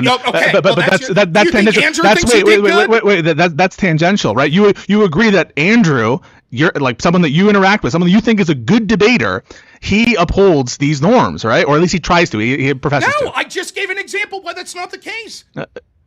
Sorry, you think that if you were to ask, did Andrew uphold that norm? No, he was basically I think whatever. he fails. I agree that he fails at certain of these norms at times. Stop. But he claims to. Please, now stop. Do you think he thinks he did well in that debate? I think that he thinks that he did well in the debate. Yeah, no, I think he does. I think he thinks he does well. But he upholds. He at least professes to uphold the norm of relevance, right? The norm of staying to the topic. So do you agree? Do you agree with him? No. Wait. Can you answer the question, Rob? No. Rob, can you answer the question? Wait, can you answer the question? You didn't ask a question. You said he at least. You didn't ask. No. I just asked you a question. I said, do you agree that Andrew Wilson at least professes to claim to stick to the norm, the debate norm of relevance? No, I think that the norm of relevance, the way you're defining it, he would disagree. Which the norm of relevance is. It's exactly what I'm doing. Relevant. He disagrees with your premise. So you think that he would? He agrees that he's saying relevant things to the debate, but it doesn't have to be justifying his position or undermining the other person's position. He thinks that there are things that could go outside the scope of that would still mean that he did well in the debate. You think that he would say that there are ways to to not do bad, even though you failed to do those two conditions. That he thinks. Okay, maybe he does. Maybe he does. If he is, that's in my view, that is insanely bad debate norms, and I think that that's fucking crazy. It is evident. It is evident by like the overwhelming examples I gave. That Pisco saying that the style of debate that he does, or that happens on modern day debate, is so unique that we can't compare it to anything else. That he acknowledges that the vast majority, or he doesn't acknowledge, but the truth is the majority of people, even himself, in some cases, even Avi, would say that you could do good in that hearing or do good in that format of debate, even if you don't talk about the topic of it. He acknowledges that, and he's pissed because he understands that the premise there. So what he does is he tries to get into this minutia and keep going with absurd analogy, yes or no, yes or no. It's true on your view, though. I mean, because I'm ready to go to premise 2. All right, let's beating the dead horse. all right, so this is my final statement on premise 1. You keep trying to carve out things like farting, things like slam poetry as so patently absurd, but if they're increasing the pickup rate, the audience in terms of convincing them on a topic that is of some laudable goal for you, I don't think that there's a good reason for you to discount that. I guess what you said is like some proximity and relevance to the topic, but I just don't really have, and I do agree at some point if we ever go back to P1 that we should just further clarify what is this proximity that you're getting at that gets you to discount things like farting, things like slam poetry, things that are like patently absurd. And anyway, we can go to P2 if you want. Yes, I'm well aware of the threshold argument. Why is it okay to drive 67 mile an hour but not 60? No, I don't think it's a threshold argument. I think it's qualitative. I was asking when you interrupted, like, I didn't expect Avi to get involved as much, but I don't mind that at all, and so I just appealed to you. Just to be clear, I'm not a modern day debater mod. That's fine. Okay, I don't mind. And I guess to give a little bit I think the strongest case actually that Rob could probably make. Is that. Well, the debate norms are modern day debate are essentially no norms. Correct. Modern day debate. If you look at the mods of modern day debate, they're complete trash. Hang on. I'm not going to insult people. The guy was sitting down and not saying anything when Ryan was saying like, I don't give a fuck about the prompt. I don't care about the prompt. I think a minimally relevant like debate norm is caring about the fucking prompt and not fucking tossing out the corner. And the mod was doing nothing. I don't think you're being totally. I think the mod Rob, probably should have done for your argument. By the way, let me don't fight it. Why are you fighting it? No. Because I'm honest. I'm not here to hide what I believe, like some other people, Pisco. I'm actually debating what I really believe. So what I think happened is it was a little better than that, though. I think that there could have been more intervention. Didn't he specifically say, "Are you conceding? Wait. Are you conceding?" Didn't he do that? So he didn't just do nothing. Only when I said. Be honest, he said that. Only when I said. I think I'll take this as a concession. I prompted that, and then he's like, I think we should talk about whether it's a concession in the debate. But I will note there that the fact that he took it that way, that derailing and not talking about the topic, that even the modern day debate people, which I do agree with Avi now that I see where he's going. I think maybe the best argument for you is that with respect to modern day debate, they just let anything fly. But even them, they recognize that just like not addressing the prompt is not within the norms of what's to be expected. I mean, I've said what I said. I'm not going to shit. Okay, all right, I'll go to P2. I like those guys, but I think I've made my point. You guys want to be on modern day debate. It's fine. No, it's beyond the scope of that, anyways. I think Mike was your moderator. Mike's new to the game, but I like Mike and James. I think they're fine, even if I never do their show. Nonetheless, I think I proved my point with premise 1. Ready to get on premise 2 as I was an hour and 10 minutes ago. Yes. By the way, this is a topic neither of us gave a shit about. Yeah, I know. I can't. If you guys do want to pick up premise 1, I would suggest narrowing down what that sort of vague thing is. I'm going to be looking next time you say I did bad in a debate, Rob. I'm going to be looking at your reasoning really closely, and I'm going to make sure that you're not saying things like, I didn't argue my position. But anyway, let's move to the P2. Well, no, that's my subjective opinion based on thresholds of what I think at the time. Of course, again, my point is merely advocating. I'm not even advocating at this point whether or not Ryan did good or bad. I'm advocating that your premise isn't all encapsulating, and if there's something outside the premise, it proves that your premise is not true. That's the only thing that determines whether or not someone did good or bad. That's it. That's all. That's all we've talked about so far. And I think that I've sufficiently proved that in using analogies as best as possible that the majority of people would agree with that, including people in this conversation right now that I don't agree. Say they did good in that hearing. Yeah, hearing different. Presidential debate different. You say it's different without any sort of merit as to why that difference matters. We disagree on that. We are ever the same. Yeah. So I'm ready to move on. Yeah, P2. Ryan, in fact, did fail to justify his position and fail to undermine my position. I think that that's true. So Ryan, first of all, never provided, an argument for his position. Ryan also, okay, what was his argument? He made all sorts of arguments in his opening statement and elsewhere that this would be devastating, that it would destroy norms, that it would have the power to like ruin the judiciary forever, and it would lead to a cascading of horribles. All those are arguments to the negative, correct? You acknowledge that, right? So I don't think that did he make those arguments? So I don't think he provided a valid inference. It's one that we would have to that's assume. Your opinion. I don't think you provided a valid inference for the difference between a presidential debate and a hearing and the modern day debate. I could. My opinion is you didn't provide a valid inference. Yeah, sure. I'll you give wouldn't say you didn't make an argument. Yeah, sure. I mean, I can give it to you, and I'll take it that it's implicit, but like that you can like, sort of like assume, and it doesn't need to be in like a logically valid form. But he seemed to just be saying, with respect to the court pack, and that there's a broader agenda here. That there's like other sort of factors at play that might lead to Democrats, completely blocking Republicans ever from holding power, and like a set of policy arguments that aren't entailed by the policy proposal that was proposed. And I don't think that he made an argument that if you were to do X, that the other would necessarily follow. And so I don't really think that he was able to provide support, and especially during the debate when he didn't really elaborate that much on it. Okay, now we went to he didn't do it, now to he didn't elaborate much. So you could already see sort of a bit of a backtrack. Let me ask you some questions without going off on too far of a tangent here, right? Like, I know you're going to want to talk for 3 minutes at a chunk like I do, right? We're both bad with this, so I'm going to ask you to try to limit it a bit here, right? When it comes to this style of debate, modern day debate, would you acknowledge there's a looseness to it more than like a predefined like scholastic debate or something like that that has more predefined rules? I don't know what a scholastic debate.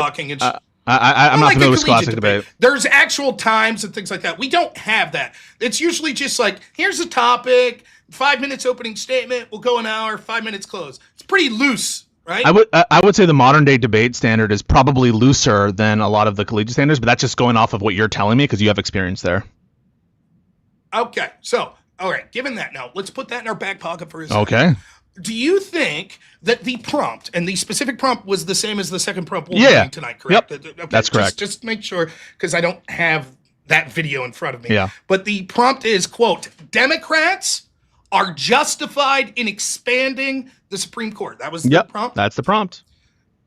Would expanding by 4 people fall within that prompt? No. It wouldn't. No. It's a subset. Avi, do you hear this? It's a subset. If I stood it could up be and true I said, that let me finish. Yeah. Let me finish. Let me finish. Then you could respond. So if I'm debating the prompt on Pisco's side, and I stand up and say, okay, the prompt is Democrats are justified in expanding the Supreme Court. I think that Democrats would be justified in expanding by 4 people. That's my. Well, that's not on. I'll explain. Topic. Yeah. So if you were to, in other words, if you can prove that it's not justified to do a 4-person expansion, the proposition could still be true. That's not what you just said, though. You said it wouldn't be within the topic. Well, so if I prove that, hang on. So maybe I should clarify. So if you prove that a 4-person pack, clarify about what you mean by within. But within the topic, is it you mean a subset? It's an example of something. It would fall within the topic. What I meant to say is that disproving that it's justified or showing that it's not unjustified to do a 4-person expansion doesn't disprove or the overall proposition, because you can achieve. So you could say. Yeah. The reverse would the reverse would be the case. If you show that it's justified to do 4, then the proposition is true. Right. So the point is, though, this was in the scope of what's being done, of what the topic is, right? So you could say there could be infinite plans that you yourself would embrace that would fall within that topic. All that need to technically be infinite threshold is expanding. Right. Yeah. Technically infinite. Right. And so all I'm trying to get to, and it's. Look, I'm willing to accept this might be just a misunderstanding. That's fine. But this is sometimes what makes debating you a bit frustrating. Something that should be a simple concession. It's like, of course, that's within the topic. We have to go in a 5-minute Rob, I clarified. Hang on a second. Rob, I clarified. So what I'm saying is, it's relevant insofar as if you are able to prove that a 4-person court pack is justified, then the proposition is true, right? And then you're able to show that. But if the opposite isn't the case, that's all I mean. It's a subset of potential plans, but showing that it's not justified doesn't, doesn't prove that it's false. Now, That's what I Ryan's mean. preparation or your preparation for the debate was merely the agreed upon topic there, right? What do you mean? I don't Ryan's know what you mean by not that question. obligated to say what is your specific version of how to meet that. He's just, through norms, obligated to debate that specific topic, correct? Well, I don't know if we agree on that because I'm not sure that you agree with that.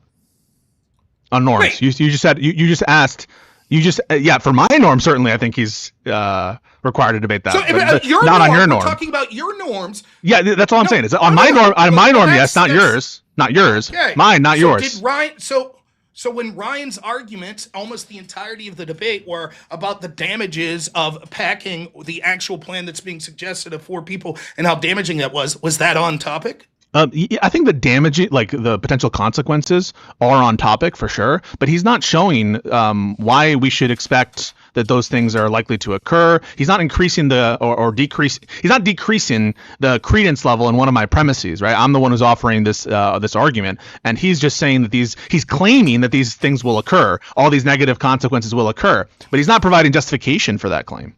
I totally disagree. I think that this is doing 2 things. I think the fact that he's exhibiting, showing negatives, are getting to justifying his position and showing how bad it will be, and showing your position as how bad. Both of that is justifying his negatives and his positives. So can when I we give you an talk about- example? let me finish. Yeah. Of course. Just let me finish.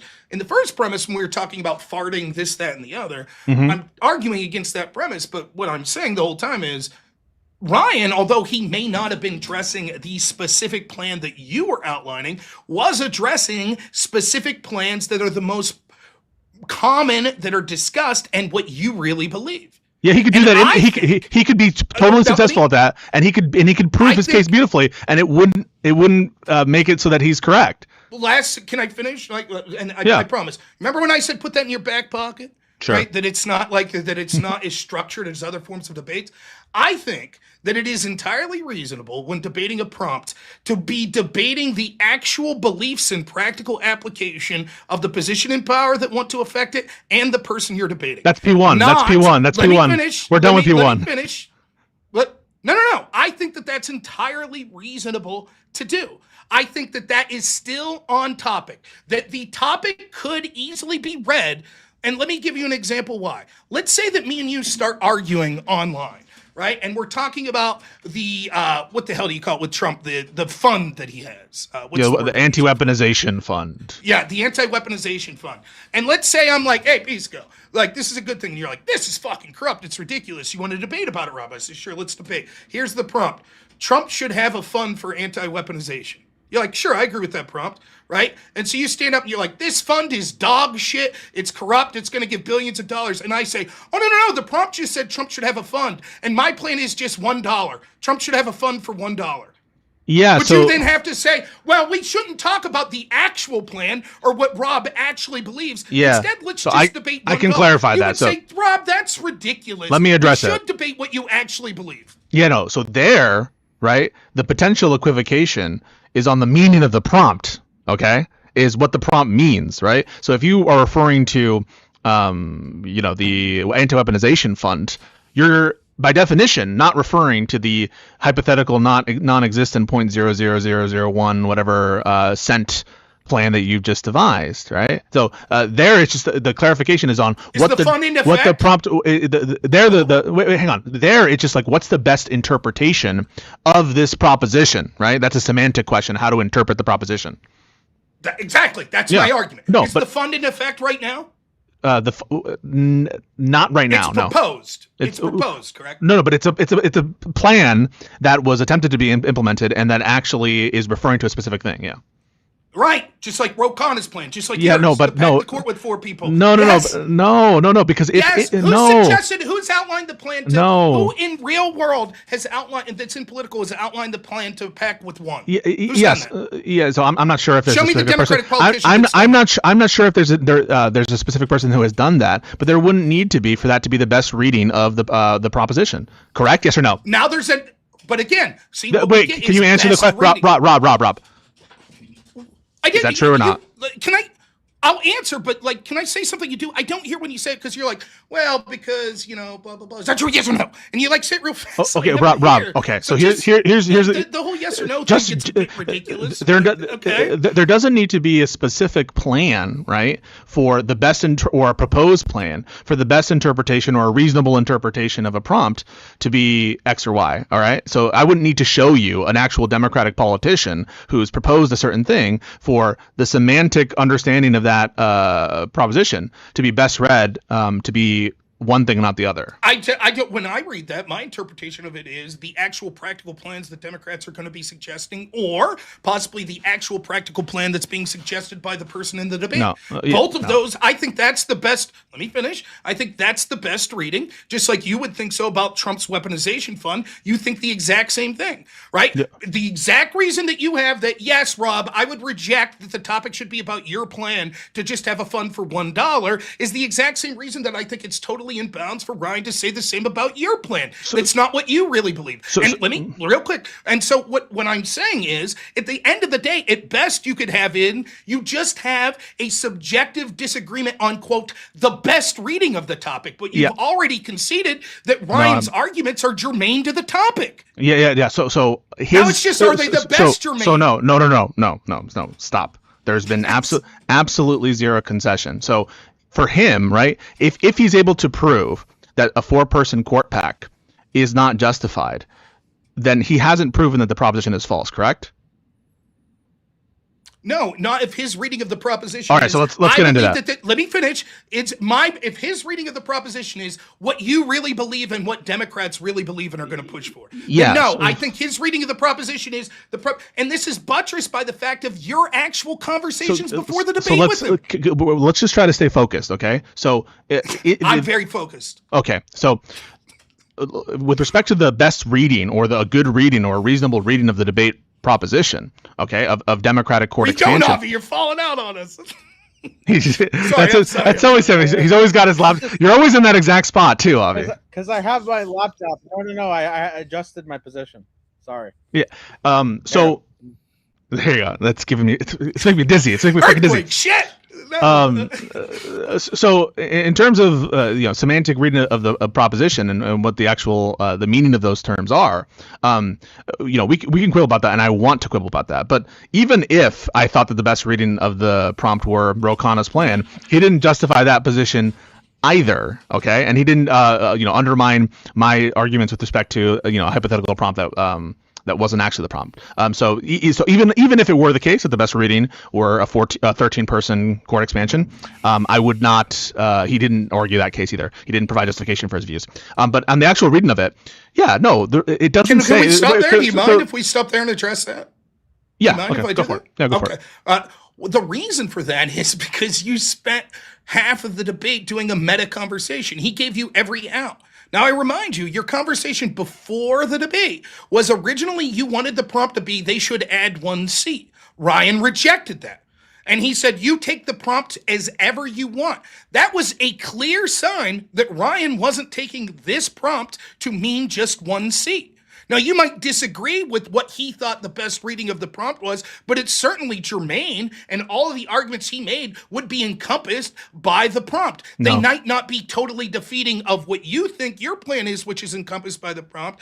And furthermore, when we look at that, we can see that because when he asked, hey, as long as you say, of course, we're not talking about Ro Khanna's plan, I will happily debate you on whether or not we should add 1 seat. You were unwilling to do that. No, I was. So that means that last point, that means that the reason that both of you did a poor job arguing your case was because you only had 30 minutes because you spent 30 minutes on the meta of what was the best reading of the prompt. So just to be 100% clear, first let's talk about Ryan's mental state, okay?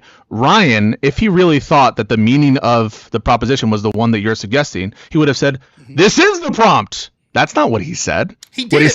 What he said was, fuck the proposition, fuck the prompt. I don't want to know about the prompt. Later on, by the way, in comments and in different replies, Ryan is saying, yeah, he specifically chose this prompt to hide behind it, even though he drafted the wording of the prompt. Just to be clear, he drafted the wording of the prompt, and he rejected going to the prompt. If he felt, like you said, that the best reading of the prompt were Ro Khanna's plan, he would have said so, and he didn't. No, he did at one point later in the debate. But the point is, we can No, try to he bring it didn't. up if you want to find the transcript. No. Nonetheless, the point is, I'd fully concede that it was stupid of Ryan and a bad debate strategy to say, I don't give a shit about the prompt, sure, whatever, I'll fucking concede. The point that he's trying to make isn't that what he's arguing isn't germane to the prompt. He's saying that there are more important things than your narrowly tailored, disingenuous. That's P1. Let's not. That's P1. That's P1. Well, that's, you might say it's P1, but that's his belief. And so what he's saying but that's is, wait. It's just really important to pause. It's really important to pause because all that stuff isn't even related to his version of the Rokana plan, right? The stuff about my character, the stuff about that I want to ensconce control or whatever he was saying about my other views on Puerto Rico. So even on the reading where you're the best interpretation of the prompt is the Rokana plan, it's still not germane. No, because he gets into the meta of the prompt that you refuse to engage in the prompt as he sees it. And so he's explaining why in that meta you're refusing to do that, because you have this other plan of obfuscation of actually what you really believe. And so the debate becomes the meta about the prompt because you won't argue what he thinks is the best reading of the prompt. In his frustration... That's not what he said, Rob. Totally... Let me finish. In his frustration, when he was saying he gives less a shit about the prompt than he does actually arguing good faith what people really believe in their plans, he says, I don't give a fuck about the prompt, sure, I'll concede, because what he's interested in doing is having a good faith conversation about what you two actually believe. Then why did he admit to lying, Rob? Let me finish. Not just some gamesmanship. Oh, I'm going to argue something I don't really believe, so it's narrowly tailored as possible to win this one debate on modern day debate. You understand in the debate, he admitted to luring me in there and lying about and skewing our agreement. Why would he make these concessions, these admissions that, yeah, I don't give a shit about our agreement, that I only brought you on here to expose you? Those are his statements, and you're here like preposterously arguing that this was just a good faith disagreement about the meaning of the prop. He's admitting to lying, Rob. Yes. He's admitting to luring me to expose me. How can you interpret it the way that you are? It's not, again, I don't know that what the exact point of what he said he was lying. I think it's clear by the thrust of what he's showing is that he gave you the opportunity to have this good faith discussion. If it was really just, let me finish, if it was really just a plot to just lie and talk about nothing that was totally relevant, why did he give you the option to say, of course, let's do the 4-person pack? You don't think that that's consistent? Or let's. I'm sorry. Of course, I concede that the 4-person pack is bad. Of course, I concede that. You don't think that he would have legitimately said, "Excellent, let's talk about the 1-person pack"? I mean, I'm not sure, but he knows that I support. No, because he knows that I don't condemn that plan, right? Because I even typed it in response to the comment thread, right, where we're initially laying out the topics. Which, by the way, those communications totally support me, and we can get into that. But like he even said, he knew what my position was, and so this is preposterous. But no, I'm telling you what he said, right? He said his whole goal was not to win the debate. His whole goal was to expose me, and to bring me on under false pretenses. He admitted to doing that. And so like the false pretense, I'd like to see the exact quote. What I'm saying is that he knew that I have it. I'll produce it. The false pretense is this. It's self-defense. It's reciprocal. Maybe those are terms you know about, right? Because he knows that you're not going to actually argue the plan that you really believe. And so he's like, I want to argue what you really believe. So he set a prompt that technically meant that he would be justified. If the prompt was the original prompt, then all of his arguments would not have been germane. So he intentionally asked for a change of the prompt and told you take it how you want, knowing that he didn't give a fuck if you were going to argue only one person. He was going to argue against what you really believe. If you acknowledged, actually, I don't believe that and I condemn it, then he would have argued your interpretation of the prompt. I.e. not the prompt. It sounds like sour grapes. No. Wait. So, I mean, no, that's not at all what's going on here. Are you acknowledging? Sorry, do you have a position on whether he was luring me onto the show under false pretenses or not? No. I don't think he did lure you under false pretenses. And again, I think in the heat of the moment, he said some dumb shit. If he did, would it change your mind? So if I provide you the code, define the false pretense. It depends on what. With dishonest intentions, not to argue a specific proposition, which again would be. So you're saying that he is interpreting the proposition one way. That's explaining why he's doing the things he's doing. And I'm saying that's not the best read on Ryan's point of view because I disagree. Because no, but I'm asking you if you were convinced that he was lying and that he was trying to lure me under false pretenses, then would you be convinced actually that isn't explaining what's going on here, is a difference in the semantic interpretation, that that's not what's explaining what's going on here? I'll answer this with caveats. It would depend. I could think of hypothetical situations why that wouldn't be the case, but I would say overwhelmingly, normally that would be the case. However, I will disagree. Even if he said, I lied, it was false pretenses, or I don't give a shit about the prompt, I think you chalk this up, given the thrust of what he's arguing, and as we've all seen, it is within the thrust and encompassing in the debate, and he offered to debate your specific prompt if you rejected these things. I think that it is clearly not that it was false pretenses, that he showed you in flag early enough that he was going to... I understand that you're saying if, and I answered that portion. I'm now making the argument. I don't think that he did lure you in under false pretenses. No. He was arguing the topic. The false pretense is, this is why I would say no to the if, right? Let's say that the topic is, let me just think of something hypothetical. The topic is, should we elect a Democrat as president, right? Yeah. And you're like, I don't know, who do you like? Buttigieg? You're a Buttigieg man, aren't you? You're Booty man. Are you asking me for real? Really? That's who you want? Are you asking me? Yeah. Like, who do you want? I don't know. Chris Murphy. I like John Ossoff, AOC. AOC, threw that in quick. Anyways, let's say AOC, right? Okay. Like, and you're like, I want AOC, right? And I'm like, oh, AOC's the worst. She's the fucking worst. Yeah, I'll debate you on that. And you say, no, I don't want to debate that. But I'll debate, should we have a Democrat as president, right? And I'm like, okay, fine. And I stand up in that debate and say, AOC fucking sucks. We should never elect her. And that's who Pisco really wants. And I say, I brought you in under false pretenses. Even if it's false pretense, my argument's still within the scope of the debate. No. Wait, no. So sorry. I don't think you understand what I was asking. And maybe, Avi, it's better if you understand me. Just make sure that I'm getting through. I'm asking what it would take to convince you that the kinds of statements he was making and his performance in the debate isn't a result of a semantic difference of opinion on what the proposition means, but is instead a result of other stuff, right? So like, it's not that he that he has a different view on what the prompt means than I do, but in fact is other things that are explaining why this is being hung up on, or that there's a hang up here. But I answer that and say, there's certainly a possibility that you could convince me in this particular case that that's egregious or wrong, etc. But what I'm saying is I can envision possibilities where you could be lured in on false pretenses about the specific nature of a specific plan you had within the topic, but the person's still arguing the topic. And that wouldn't be egregious. They're still arguing the topic, but they were false pretenses on exactly what their argument was going to be. As long as it's still within topic or tangential to the topic, I don't have a problem with it.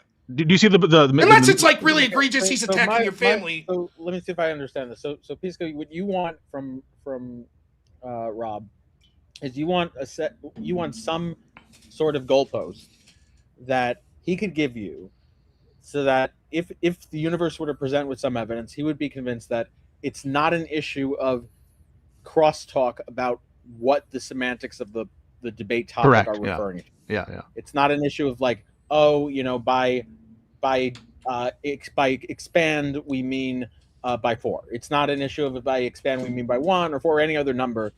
You both were on the same page about what the semantics referred to in that debate topic. However, he, for whatever reason, maybe nefarious or otherwise, lured in under a pretense that was false, that was not dependent on crosstalk, but actually knew that there was a difference there, and that he intentionally brought you in with that.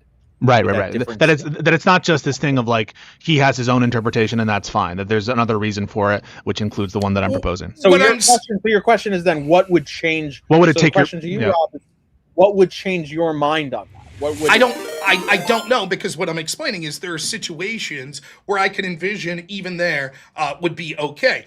I certainly can't be convinced, but I can't tell you exactly what the threshold. Let me explain what I think Ryan's position was, and if I'm grotesquely wrong, feel free to say, Pisco. You tell me if you think this is what Ryan was doing. Just 1 second, just before you do, not that it would be okay, that it would just be the case that it wasn't due to like a crosstalk between what the debate proposition meant, but that there was just an intent to lure Pisco in under false pretenses for whatever reason, because it's like not whether that's okay or maybe okay. It's difficult to quantify. Maybe if I can explain what I think was going on, it'll help clarify my position. right? So let me clarify. I think Ryan thinks your position is hugely damaging to the country. Not just the packing the court, but also other things, the adding the states, the ending the filibuster. You would agree that's good faith that Ryan probably believes that, correct? Yeah, 100%. Yeah, I think so. Okay, so I think Ryan wants to talk to you about those things. And once, particularly in the conversation of court packing, Ryan really wants to talk about what you really think about court packing and what Democrats really think. Would you agree with that? Yeah, and he could have proposed that as a debate topic, but yes. Ryan then says, I don't want to debate one person. I want to debate whether or not they should pack the court. You say, but I'm going to say that means just one person. No, I'm wrong. Go ahead. If I'm wrong, I'm wrong. Go ahead. So I never said I won't debate the Ro Khanna plan. I never said I won't debate whether I'm trying to bring about tyranny. I never made those kinds of conditions. I was just like, I thought you wanted to talk about court expansion, and so we can do any. I never. And if you actually go to the logs, I'm saying I didn't know that you wanted to debate the Ro Khanna plan. He could have just said, yes, I want to debate that, or yes, I want to debate like your overall views will lead to the destruction of the country. But he didn't do that, and so let's focus in, right? Like the question is, what would it take for you to be convinced this isn't semantic crosstalk? I want to ask you a question. Was the original proposed topic that you either issued to Ryan or to other people add one seat? Yeah, no, at least one seat. And then I said, so, and then he says, do you condemn the Ro Khanna plan? I say, no, I don't, but I thought you wanted to. So I say, no, I don't. But then I thought you wanted to debate core expansion, not one person's particular expansion plan. And then he says in response, then why don't we do Democrats are justified, right? And then that's his wording, his phrasing. And I say I say underneath that, I just understand that proposition to be the equivalent to at least one justice or more. And he says, take it however you want. And in response to that, I say, well, I think that we should like clarify our semantics early, because why not dial it in? He doesn't respond to that, and he just goes and does the same exact prompt. He knows how I understand the prompt, and so this is all evidence to suggest this is not a semantic You're mismatch. making my point. No, I'm not. That's exactly it's the exact opposite. So you interrupted me when I'm actually saying that's exactly what happened. He wants to debate the Ro Khanna, which is why would he reject the initial prompt? What's the difference between the prompt that says add at least one or that takes that out? What's the difference? Yeah. So I view them as equivalent. I don't know. So he did that. So why would he? Why do you think? Why wouldn't he say? Why wouldn't he say Ro Khanna? Why don't we debate the Ro Khanna plan? We'll get to that in a second. Yes. Let me finish. Yeah. Why do you think he demanded a change in topic if he felt they were the exact same? A power thing. He doesn't want me to control the wording or the phrasing. No, I disagree. I think that it's obvious, as you've already admitted, that he doesn't like your plan and Ro Khanna's plan. When he said, let me finish. When he says, you take it however you want, he's saying, fuck that. This prompt means I'm going to argue the actual plan you have that falls within that, and the actual plan that Democrats have that fall within that. Yeah, no, he couldn't have been holding a bigger sign when he said, take it however you want, that he said, that ain't how I'm going to take it. So first of all, you would agree that that's not the ordinary usage of those terms, correct? Of what terms? Of the like, if I'm going to tell you the proposition is the Democrats are justified in expanding the Supreme Court, it doesn't mean add 4, right? No. We already dealt with this. I already explained why. If I said Trump should create a fund, blah blah blah, the ordinary condition. If I said just $1, no, I know. But in this case, in this case, that's a reasonable interpretation. Sorry. So if you were to be provided in this real world with a prompt about Democrats being justified in expanding, would you understand that as being just Ro Khanna's plan? One Democratic member, I would understand it. I would understand it as one of the two following things: either the person I'm debating's what they really believe, because I assume good faith with almost everyone I debate, or I would assume it as the plan that's being suggested by the Democrats. I'm unaware of the plans that are being suggested by the Democrats that's just add one seat. So I would not interpret that as just add one seat, specifically when there was an ask and a change of the prompt that originally said one seat. No, but there was also a response. Reasonable reading of this prompt is no longer that. Why wouldn't he just say, I want to debate the Ro Khanna plan? Because his point was that you're going to hide. What do you mean? He's arguing. He didn't even offer that. I don't know. Why would you do that? I'm giving you an explanation that makes more sense than the explanation. That might be consistent with leading under false pretenses. Yeah. So let's say, he may believe. Let's say he believes that. He say, okay, well, I believe that Pisco said talking about one person. I want to debate the actual plan unless Pisco disavows it. So I asked Pisco, do you disavow it? No. Okay. Well, no. Then I'm going to change the debate prompt. You can take it however you want. but I'm going to take it however I want, and I Correct. want to debate the four. So Is that false pretense? Now there's two hypotheses to take. Yep. One of them is false pretense. I don't think so. Well, one of them could be false. There's two readings of that situation. So I'm just no. It's fine. There's two. One of the so. I mean, there's more than two theories, but go ahead. Sure, yes. Well, I'll make them exclusive. I'll make Okay. them mutually exclusive, so there aren't. But on one of them, there is a false pretense. On other them, there's not a false pretense. Okay, mutually exclusive. Yeah. Now, among the non-false pretense, there's all sorts of things you could say. Okay, well, I understood that Pisco and myself, we both understood that had the same understanding that Pisco is going to take it how he wants, and I'm going to take it how I want, and we're both understanding. That's not false pretense. That's Correct. him thinking that Pisco just interpreted the way he interpreted. There's another reading which is false pretense, saying, so you can take it however you want. Pisco's thinking he's going to take it how he wants, but he doesn't know that I'm going to take it however I want, meaning focusing on 4 only. And That's a false pretense. If How would you- that be false pretense? Because I don't understand why that's false pretense. because Pisco would Pisco's then be entering incorrect the in debate. assuming what my strategy will be. No, That no, still no, falls it's not a- within the topic. No, That's it's not a false strategy. pretense. It's both of each other's understanding of what their understanding of the debate prompt is going to be. No, I disagree. I'm just talking about you could reject the reading. It's fine. No. I disagree with this. I'm not saying whether I agree with this reading or not. I disagree that that's false pretense. Well, okay. Well, let me just give you the scenario, and I want you to be clear if that you disagree with false pretense. Okay. So let's say I give someone a debate prompt, and we're not on the same page of what the prompt means, Mhm. and I know that that person has an understanding of what my understanding of the debate prompt is that's false, and I go with it anyway.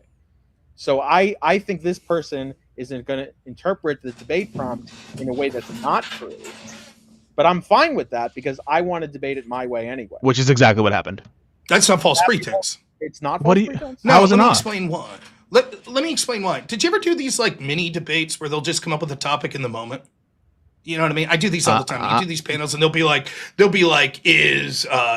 should we have the death penalty or something like that? Oftentimes, a strategy is to take the specific wording that your opponent made a mistake or misunderstood and apply how that specific wording means that actually your side of the debate is correct. I don't think that's false pretense to say, aha, I knew what you thought the prompt meant, but actually, if you look at the specific wording, you're wrong. Would you say that's false pretense? I wouldn't. Maybe I'm not understanding the scenario. False I'm pretense sorry. would be Ryan.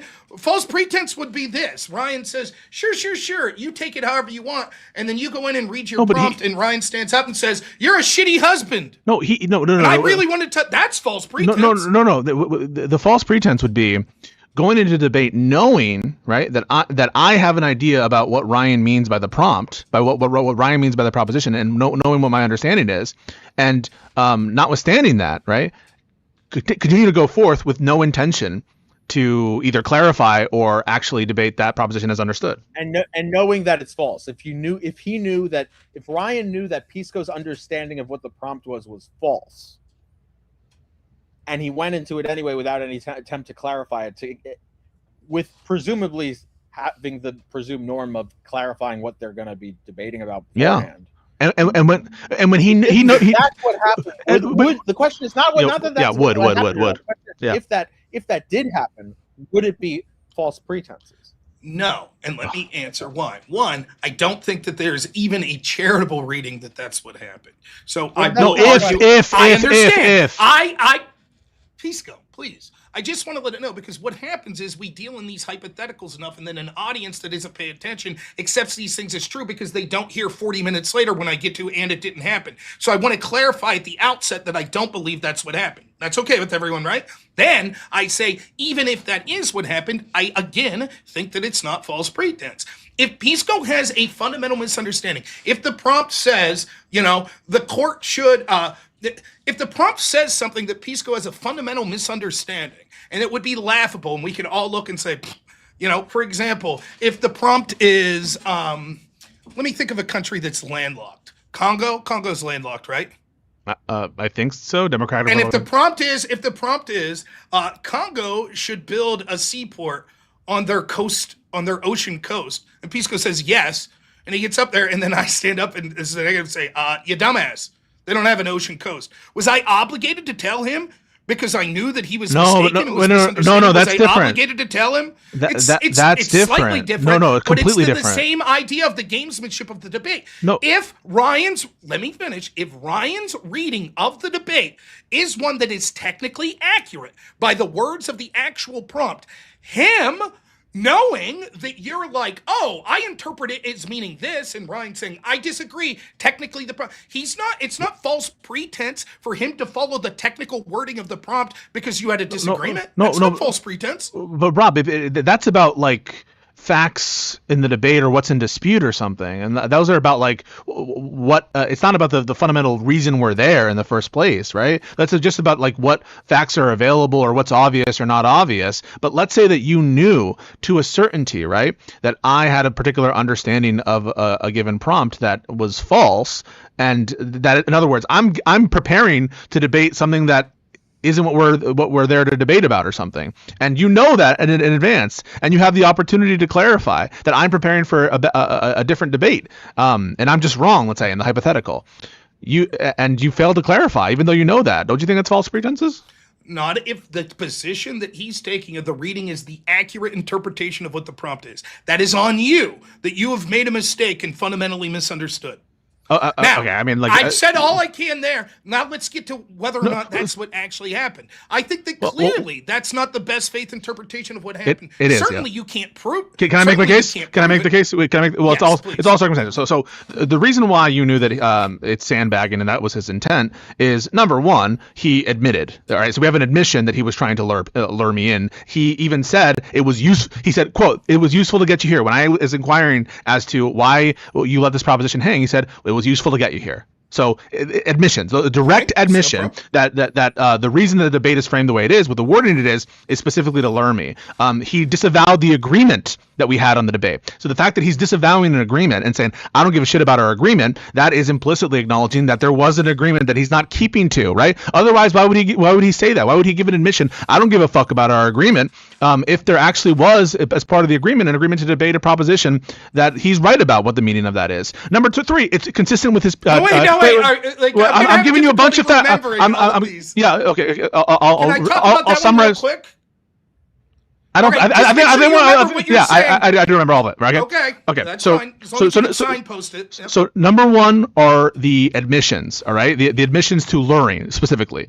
Number 2, it's the disavowal of agreements. Okay, and these admissions on disavowals of agreements. Number 3, it's his track record. It's his course of conduct. Right. He says prior to the debate, I don't want Pisco to know my arguments, whatever. And listen, that's circumstantial evidence, but it's showing that the way he likes to operate is by sandbagging and surprise. All of those factors, the blatant admissions, and also number 4, the best reading of the prompt. The best reading of the prompt and his knowing of the communications where I'm explaining what my understanding of the prompt is. All of that leads to, obviously, this was sandbagging. Obviously, this was false pretenses. He admits it. All right, let's go to number 1. What was it? Admission of luring there. He said, I asked, why is number it... Number 2, I thought. No. So 2 is the disavowal of our agreement. Oh, admission of luring, number 1. Yeah.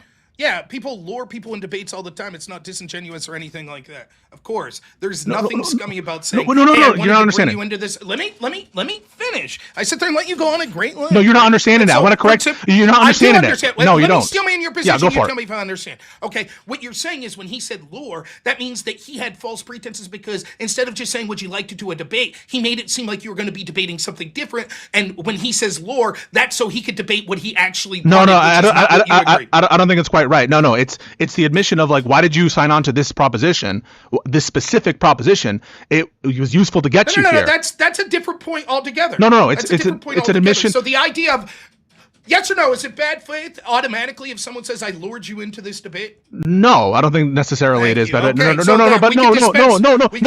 Stop. No, that shows that you're not understanding my point. My point isn't. I do understand the point. No.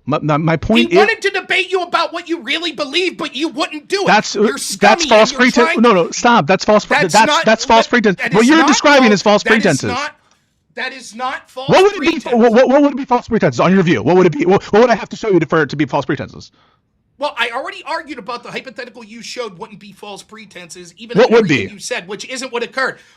I don't know if he said, I want to debate you about court packing, and then he went on and started talking about your relationship with Destiny. I guess that would be false pretenses. Why would that be false pretenses? That would be it. Why would that be false pretenses? Because he lied about the entire theme of the topic he wanted to talk The about. Theme? Just the theme.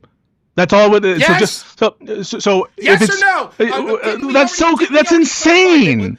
I mean, did we not already clarify at the beginning of this that it was within the scope of the topic for Ryan to be talking about packing for justices? Yes. You even had to for the clarify. affirmative. For the Let me affirmative. For the Let me affirmative. finish. So what you farted, if you remember, we went through this whole rigmarole. For You the said, affirmative. No, that's For the not germane to affirmative. the topic. For the And then Ollie affirmative. had to step For in the and you were like, affirmative. Okay. What do you mean for the affirmative? For the affirmative, it would be relevant for me to justify a 4-person court pack. That would tend to show the truth of the proposition. Still the topic. It is still the. I don't think you understand something. The topic is court packing. Should they pack the court? Yeah. Ryan's welcome to say they shouldn't add 4 people to the court. Yeah, it doesn't. That's still talking. No, but, let me finish. That is still within the scope of the topic. You could say, yes, but that's not sufficient to argue that they shouldn't pack it in the specific way I'm talking about. That is an argument to the effectiveness of Ryan's argument. That is not an argument as to whether or not he is outside the scope of the topic. Yeah, so There's what a do you take the topic to be? Pisco, again, what you do is... What do you take the topic to be? We're approaching 2 hours and 20 minutes, 2 hours and 30 minutes on the topic that we both agreed we didn't really give a shit about. What you do is you keep getting meta and talking about this stuff. I've already answered this. We looped it. I said it is an entire reasonable interpretation to look at that topic and say that the reasonable interpretation... What is a topic on your view? Let me finish. The real good faith plan Answer the question. that the actual people in power have... What is a topic? I'm asking you for a conceptual analysis. Let me finish.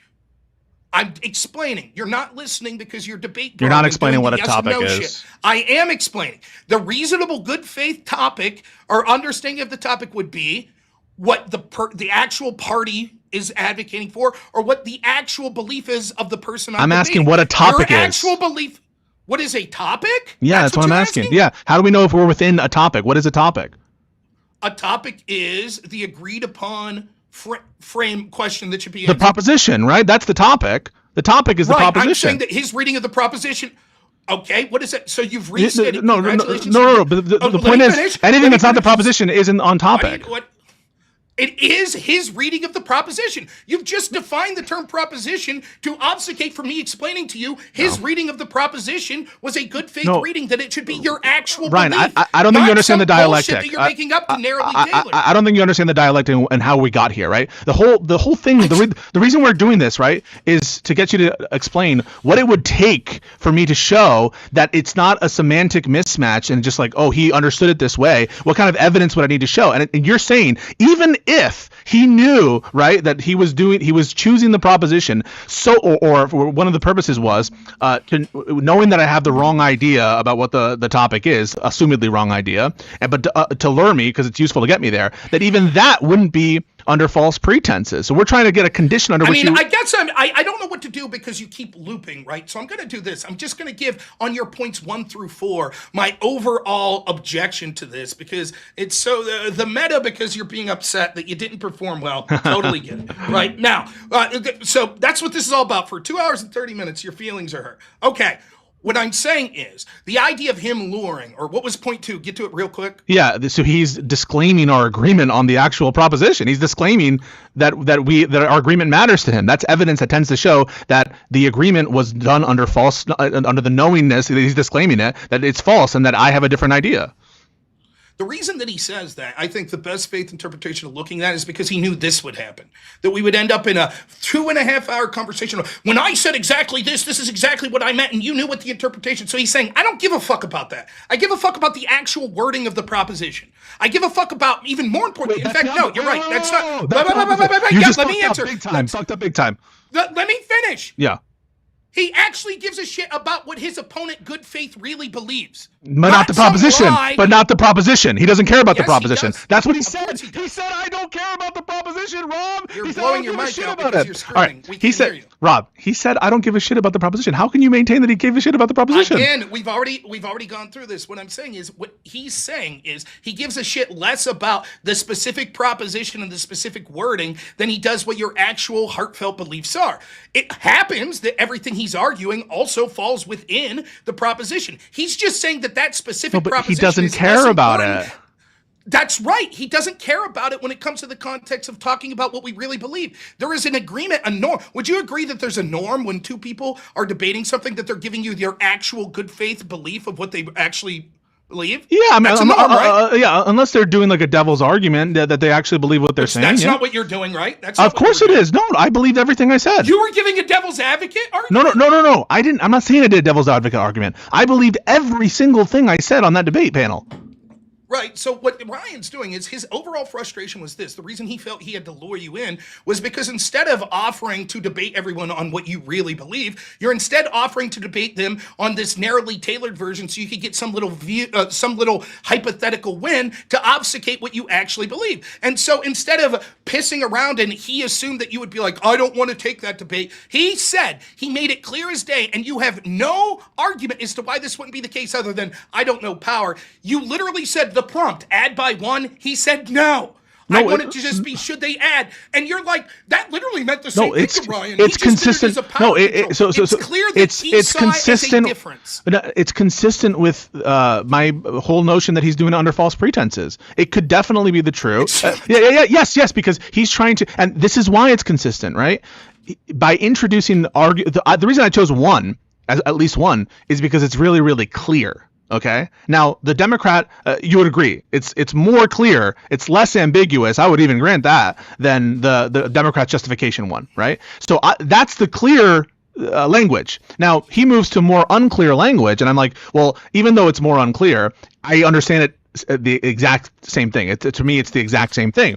And I say we should clarify our semantics, and he didn't do that. At no point did I say I'm unwilling to argue the Ro Khanna thing. I was totally willing to do that. But it's consistent with making language less clear, more ambiguous, for the purpose of doing exactly what he did, which is to lure me in there.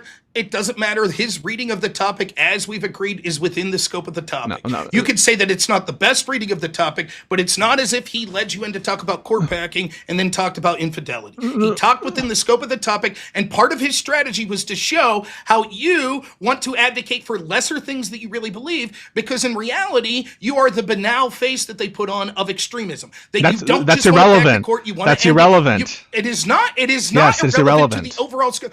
It is not irrelevant to his goal and what he's trying to do, and what That's you P1. admitted That's one P1. of your goals is. That's P1. What you admitted that again, you could say it's P1. You wanted to move off of P1. Let me finish. And what you explained was part of your goal, which is to motivate people to go out and vote. His argument is, I am arguing within the scope, and part of arguing within that scope is to show the actual bad faith hiding what this guy really wants and the extremism that he's really There is no reason that's not germane. So it could be true that I'm bad faith and hiding everything, and the proposition can still be true, correct? Correct.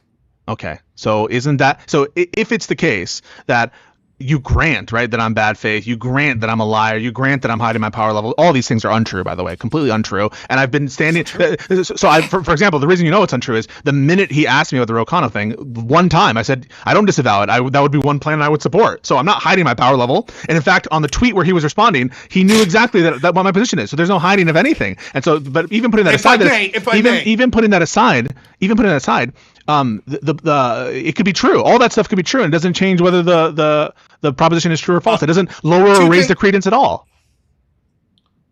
Two things. One, I promise I'll never use your name and the word power level together in a sentence. But just a little joke there. Secondly, we already went through this with the Trump funding plan. You would say, well, your reasonable interpretation would be the funding plan that already exists. Wouldn't I say, even if I'm being bad faith and all that, does that mean that the reading is technically true of the prompt? I could be bad faith. Yes, the answer would be yes. But that doesn't mean that you would be unjustified saying, this is fucking slimy. My reading of the prompt's probably a better reading than the technical, this is what it technically says reading. No, but that was Ryan's argument. He knew what I understood. on to the other debate. Listen. for God's sakes. I also want to do that. The reason why I brought up this prompt is because you said in your initial tweet, I want to talk about the previous debate and then also debate it. And so, I mean, do you want me to talk about it 7 hours? We could do it in No. I think I've done some damn good job. I think you've done I I think you've done a completely awful job. So yeah, I'm fine to do closing statements if you want on that. Yeah. But you're not very bright, are you? Who wants to do the first closing statement? I don't care. I can go first if you want. Avi, why One don't you question. Before we go, one question on this, because I hear about who has the good reading, whose reading is more. Let's just say someone does have the better reading. Let's say Ryan did have the better reading. Okay. But let's say he also still knew that Pisco thought he was coming in to a different reading, to a debate about a different reading. Now Ryan said, "Well, my reading is better. I know if this happens. I'm not saying it did happen, but if it happens such that Ryan's reading was better, he says, well, since my reading is better, that's what I'm going to take it as. I know Pisco is thinking he's going to come into this with something else, that we're going to talk about something else. I'm not going to clarify that to him. I don't want to get into that with him. I have other reasons. I think he's being slimy or whatever. I'm not going to clarify it to him, but I know that he's thinking he's going to come in something else. But I'm just going to do my thing. I'm gonna knowing that I'm not going to clarify. I'm going to let him come in thinking he's going to do that. But so even if his reading is better, would you say that that's misleading on any level, or if that's false tenses or something in between? No, not as long as he's debating what and definite. Go ahead, I could prove it to you, Avi. You ready? Pisco, you would say that the Senate refusing to give advice and consent under Merrick Garland was, in your definition, court packing, correct? As I use the term, yeah. Okay, let's say the topic was the Supreme Court, or the Democrats would be justified in packing the court. Okay. Okay. Fair? Let's say that's the topic. The topic. Yeah, Democrats are justified. Yeah. They want the same one, right? You follow me, Avi? Now, let's say that Pisco fully he knows that when Ryan hears the term court packing, he's thinking, oh, Pisco's going to come in and say, we should have 10 justices or 11. But Pisco's like, secretly, my plan is going to be, no, we're not adding to the justices. I define court packing as what happened to Merrick Garland, and that's what I'm suggesting doing. Was Pisco bad faith? Avi, I'm asking you. So not you. Pisco, I'll answer the question. Yeah, if Pisco knew that the term court packing, in Ryan's view, not just in Ryan's view, meant something else, but Ryan came in thinking that it was going. He knew that Ryan came in thinking that this is what Pisco is going to mean by court packing. So if Pisco knew that Ryan thought that Pisco meant court packing only refers to expansion and doesn't refer to the Garland situation, and yet he didn't clarify that, and he could have clarified that, then I would say yes. That's absurd. That's common debate strategy. I think that's an absurd reading. That's not bad faith on Pisco's part. I would say absolutely not. I could say that term shitty, et cetera, that you're incorrect in your definition, but why wouldn't Pisco be allowed to say, if he proves that that's an accurate definition of court packing, why that would be somehow shitty or unethical on his part? I completely disagree. He can do it. It's not the problem. The problem isn't of whether he can make a case for his definition or not, or make a case that it's a good reading. It's not an issue of good reading or not. It's an issue of it's an issue of knowing that the other person is not aware or has. You don't have to give your argument. Not even aware. No. Okay, I understand. You don't have to give. If that was by the way, I did though. But by the way, I did. I gave him 8 days in advance. But yeah.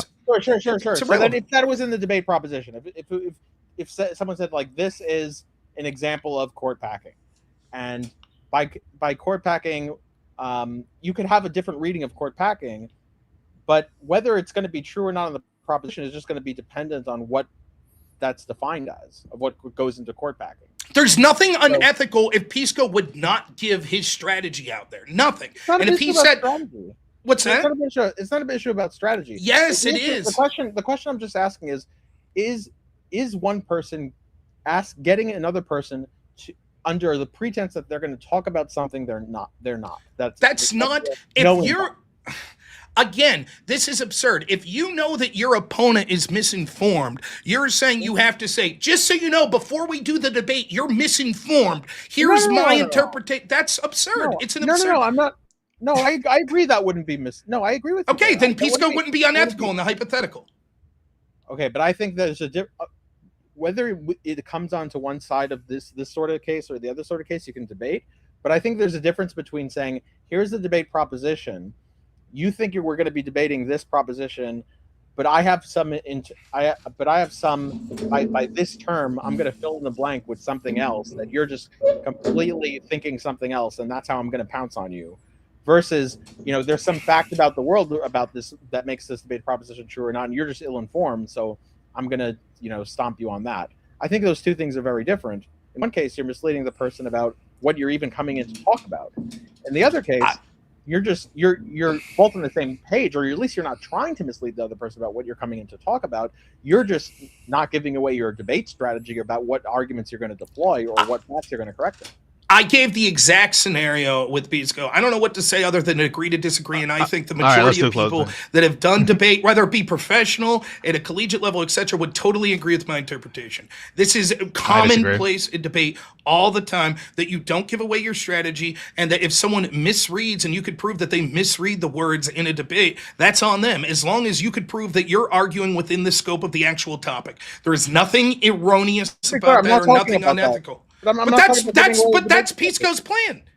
What I just said in this hypothetical, that's exactly what I'm outlining. And you're like, no, that would be unethical in some way. So you're saying Pisco had a plan going into the debate. Yeah. Let me see if the topic is, I'm advocating the Democrats should pack the court.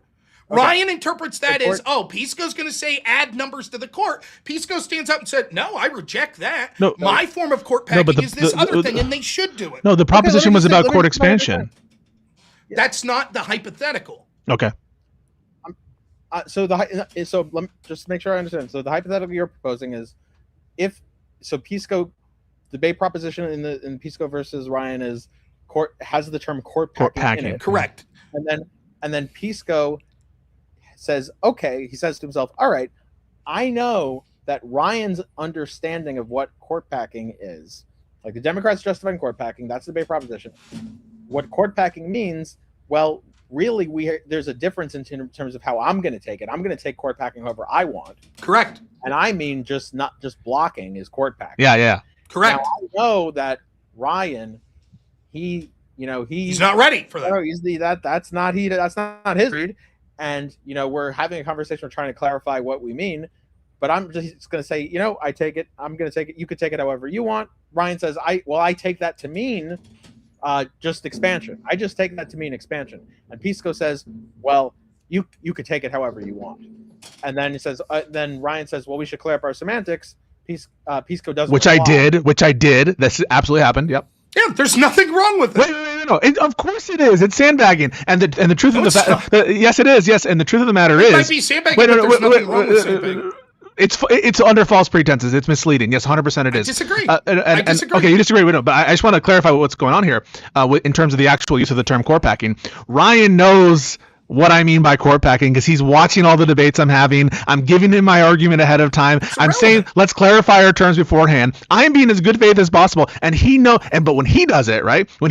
He knows he's trying to increase ambiguity. He's trying not to clarify semantics of the proposition, and he's disavowing the proposition in the first place. What is more likely, that there was an honest disagreement about what the proposition meant, or that he was trying to lure me under false pretenses, which of course he admitted to? You escape from the hypothetical by now going back to the specific, right? What I'm saying is in that hypothetical that would be bad. That would be misleading. Let me finish. I disagree. I don't think it would be misleading or bad. Okay. I think it's perfectly, as long as you win, that you are following the technical prompt, there's no problem with that. Ryan's arguments followed the technical prompt, as we've shown, right? It just didn't follow your specific narrow tailor of what you wanted to do within that specific prompt, right? What I'm arguing is Ryan wanted to talk about the things that matter, which is is what you really believe and what Democrats really believe. He suspected that you weren't doing that, which is why you suggested a plan that you aren't really for, which is just add one. And so he specifically signposted that he disagreed. He found a way that you could talk about what you wanted, and he was going to talk about what he wanted. In the scope of the topic. So just to be clear, I would support a one court expansion. I would support a 2 court expansion. These are things that I would support. But putting it aside, I think on your view, there would be nothing I could do that would be deceptive on that view. I mean, like other than I guess you said if the interpretation is so ridiculous, right? Like if I interpret court packing, if it's not vaguely related to the tickets. It's not even vaguely related. In this case, it's specifically germane to the topic. It literally falls within the scope of the topic. I want to go to court packing, so I mean, I'm ready to go to let's go. Do you want to do closing statements? Yeah, or let's do you do want to it. just move on? Let's do closing statements. Okay, I'd like to do that. Yeah. I have to go to the restroom. Can I go before? Yeah. I'll just be 30 seconds. All right. Thank you. Avi, man. Well, if you guys have super chats. Yeah. I can't see my super chats because I'm not at my usual setup, but these are like insane reductios on my view about I can't believe he's biting them, and that's crazy. I think that if you were to pick this up, I think there's a common theme for both of the premises, and those both the theme to push, I think, to continue on would be the vague relation. Of condition. Exactly. Yeah. There's this in both of these premises. There seems to be this. Okay, well, this is okay. Still, it's not okay if there's no vague relation. It's okay if there is this vague relation on and push on where exactly that. Yeah. Or not exactly, but vaguely, even vague. See where I can start, Rob, if you want, or you can start. I don't care. I come first. I don't mind. Okay. All right, I won't be too lengthy here. So I'll just say this. I think you can see this sort of this meta conversation. It's fun to do, don't get me wrong.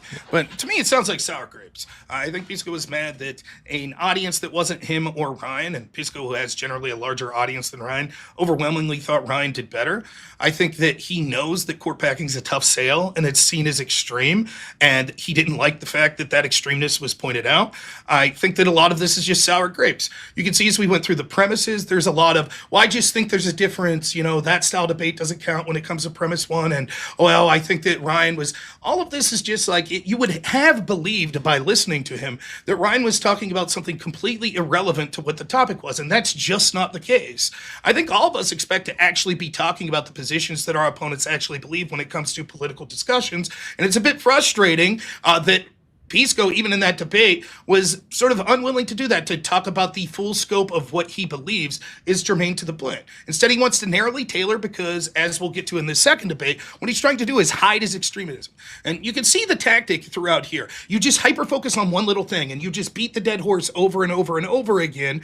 That way you ignore the forest for the trees. And so what happens is you're just looking, well, technically there's some minute difference, everything's the same, so a presidential debate's not really a debate in the same style, and a hearing's not really the collegiate debate, it's not really the same, and let's spend 45 minutes talking about that, when in reality, almost everyone watching is like, yeah, I guess you're right. People would say he did good in that debate, even if there were things that were somewhat off topic. In addition to that, you can see that Ryan's things weren't even off topic. To the extent that the first half of the debate regrettably was meta, Pisco wasn't making arguments advancing his affirmative, nor was Ryan making that many arguments advancing his negative.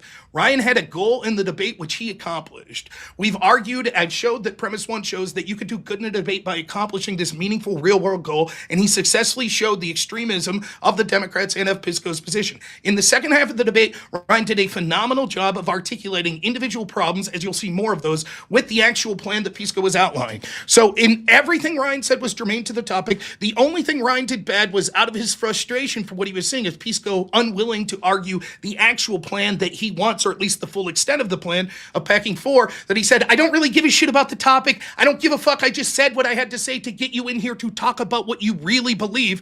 Oh, by the way, it's still germane to the topic, and it's still within the scope of the topic. So this is all sour grapes. Ryan wasn't there talking about Pisco's personal life, infidelity or shit. All of it was relevant to court packing and the idea of the Democrats changing the rules to get power. Pisco didn't like being exposed. He likes to focus on minute little details so that you ignore the grand thing. And I too will be exposing Pisco and the Democrats for their extremist point of views in a holistic way, as Pisco will try to obfuscate in the second portion of this debate, thus fulfilling the prophecy and the entire rationale for Ryan exposing it in the first debate.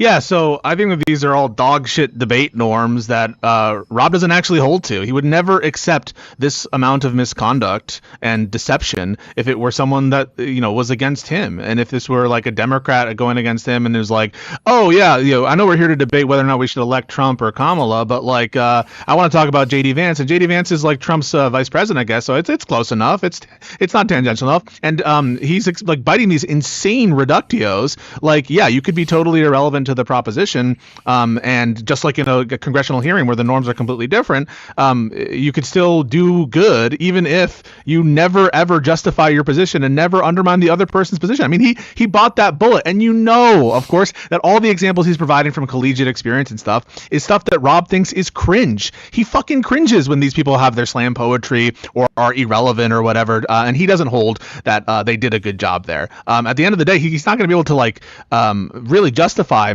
where this kind of like qualitative and obvious or not noticing the qualitative difference in the kind of domain of regular debate where there's one proposition and the domain of like congressional hearings where it's generally understood that there's like just nothing topical happening and that people are just going after for dunks on each other. This is different. We had one agreed upon topic. We understood what was going on there, and you should have to, if you're going to do a good job, justify your position or undermine the other person's position. But he wouldn't even buy that. On P2, we spent most of the time talking about whether or not he brought me here under false pretenses, because I guess that's relevant to whether or not he justified his position. And it's obvious that he did, right? He admits that he was just trying to lure me. He admits he doesn't give a shit about our agreement. I was the one trying to clarify or semantically what was going on, and he knew what I understood from the prompt. And notwithstanding that, he didn't clarify. He didn't want, because he wanted ambiguity, right? What's more likely, that this was an honest disagreement about what the prompt meant, or the person who said, I don't give a shit about the prompt, the person who said, I disavow our agreement, the person who said, I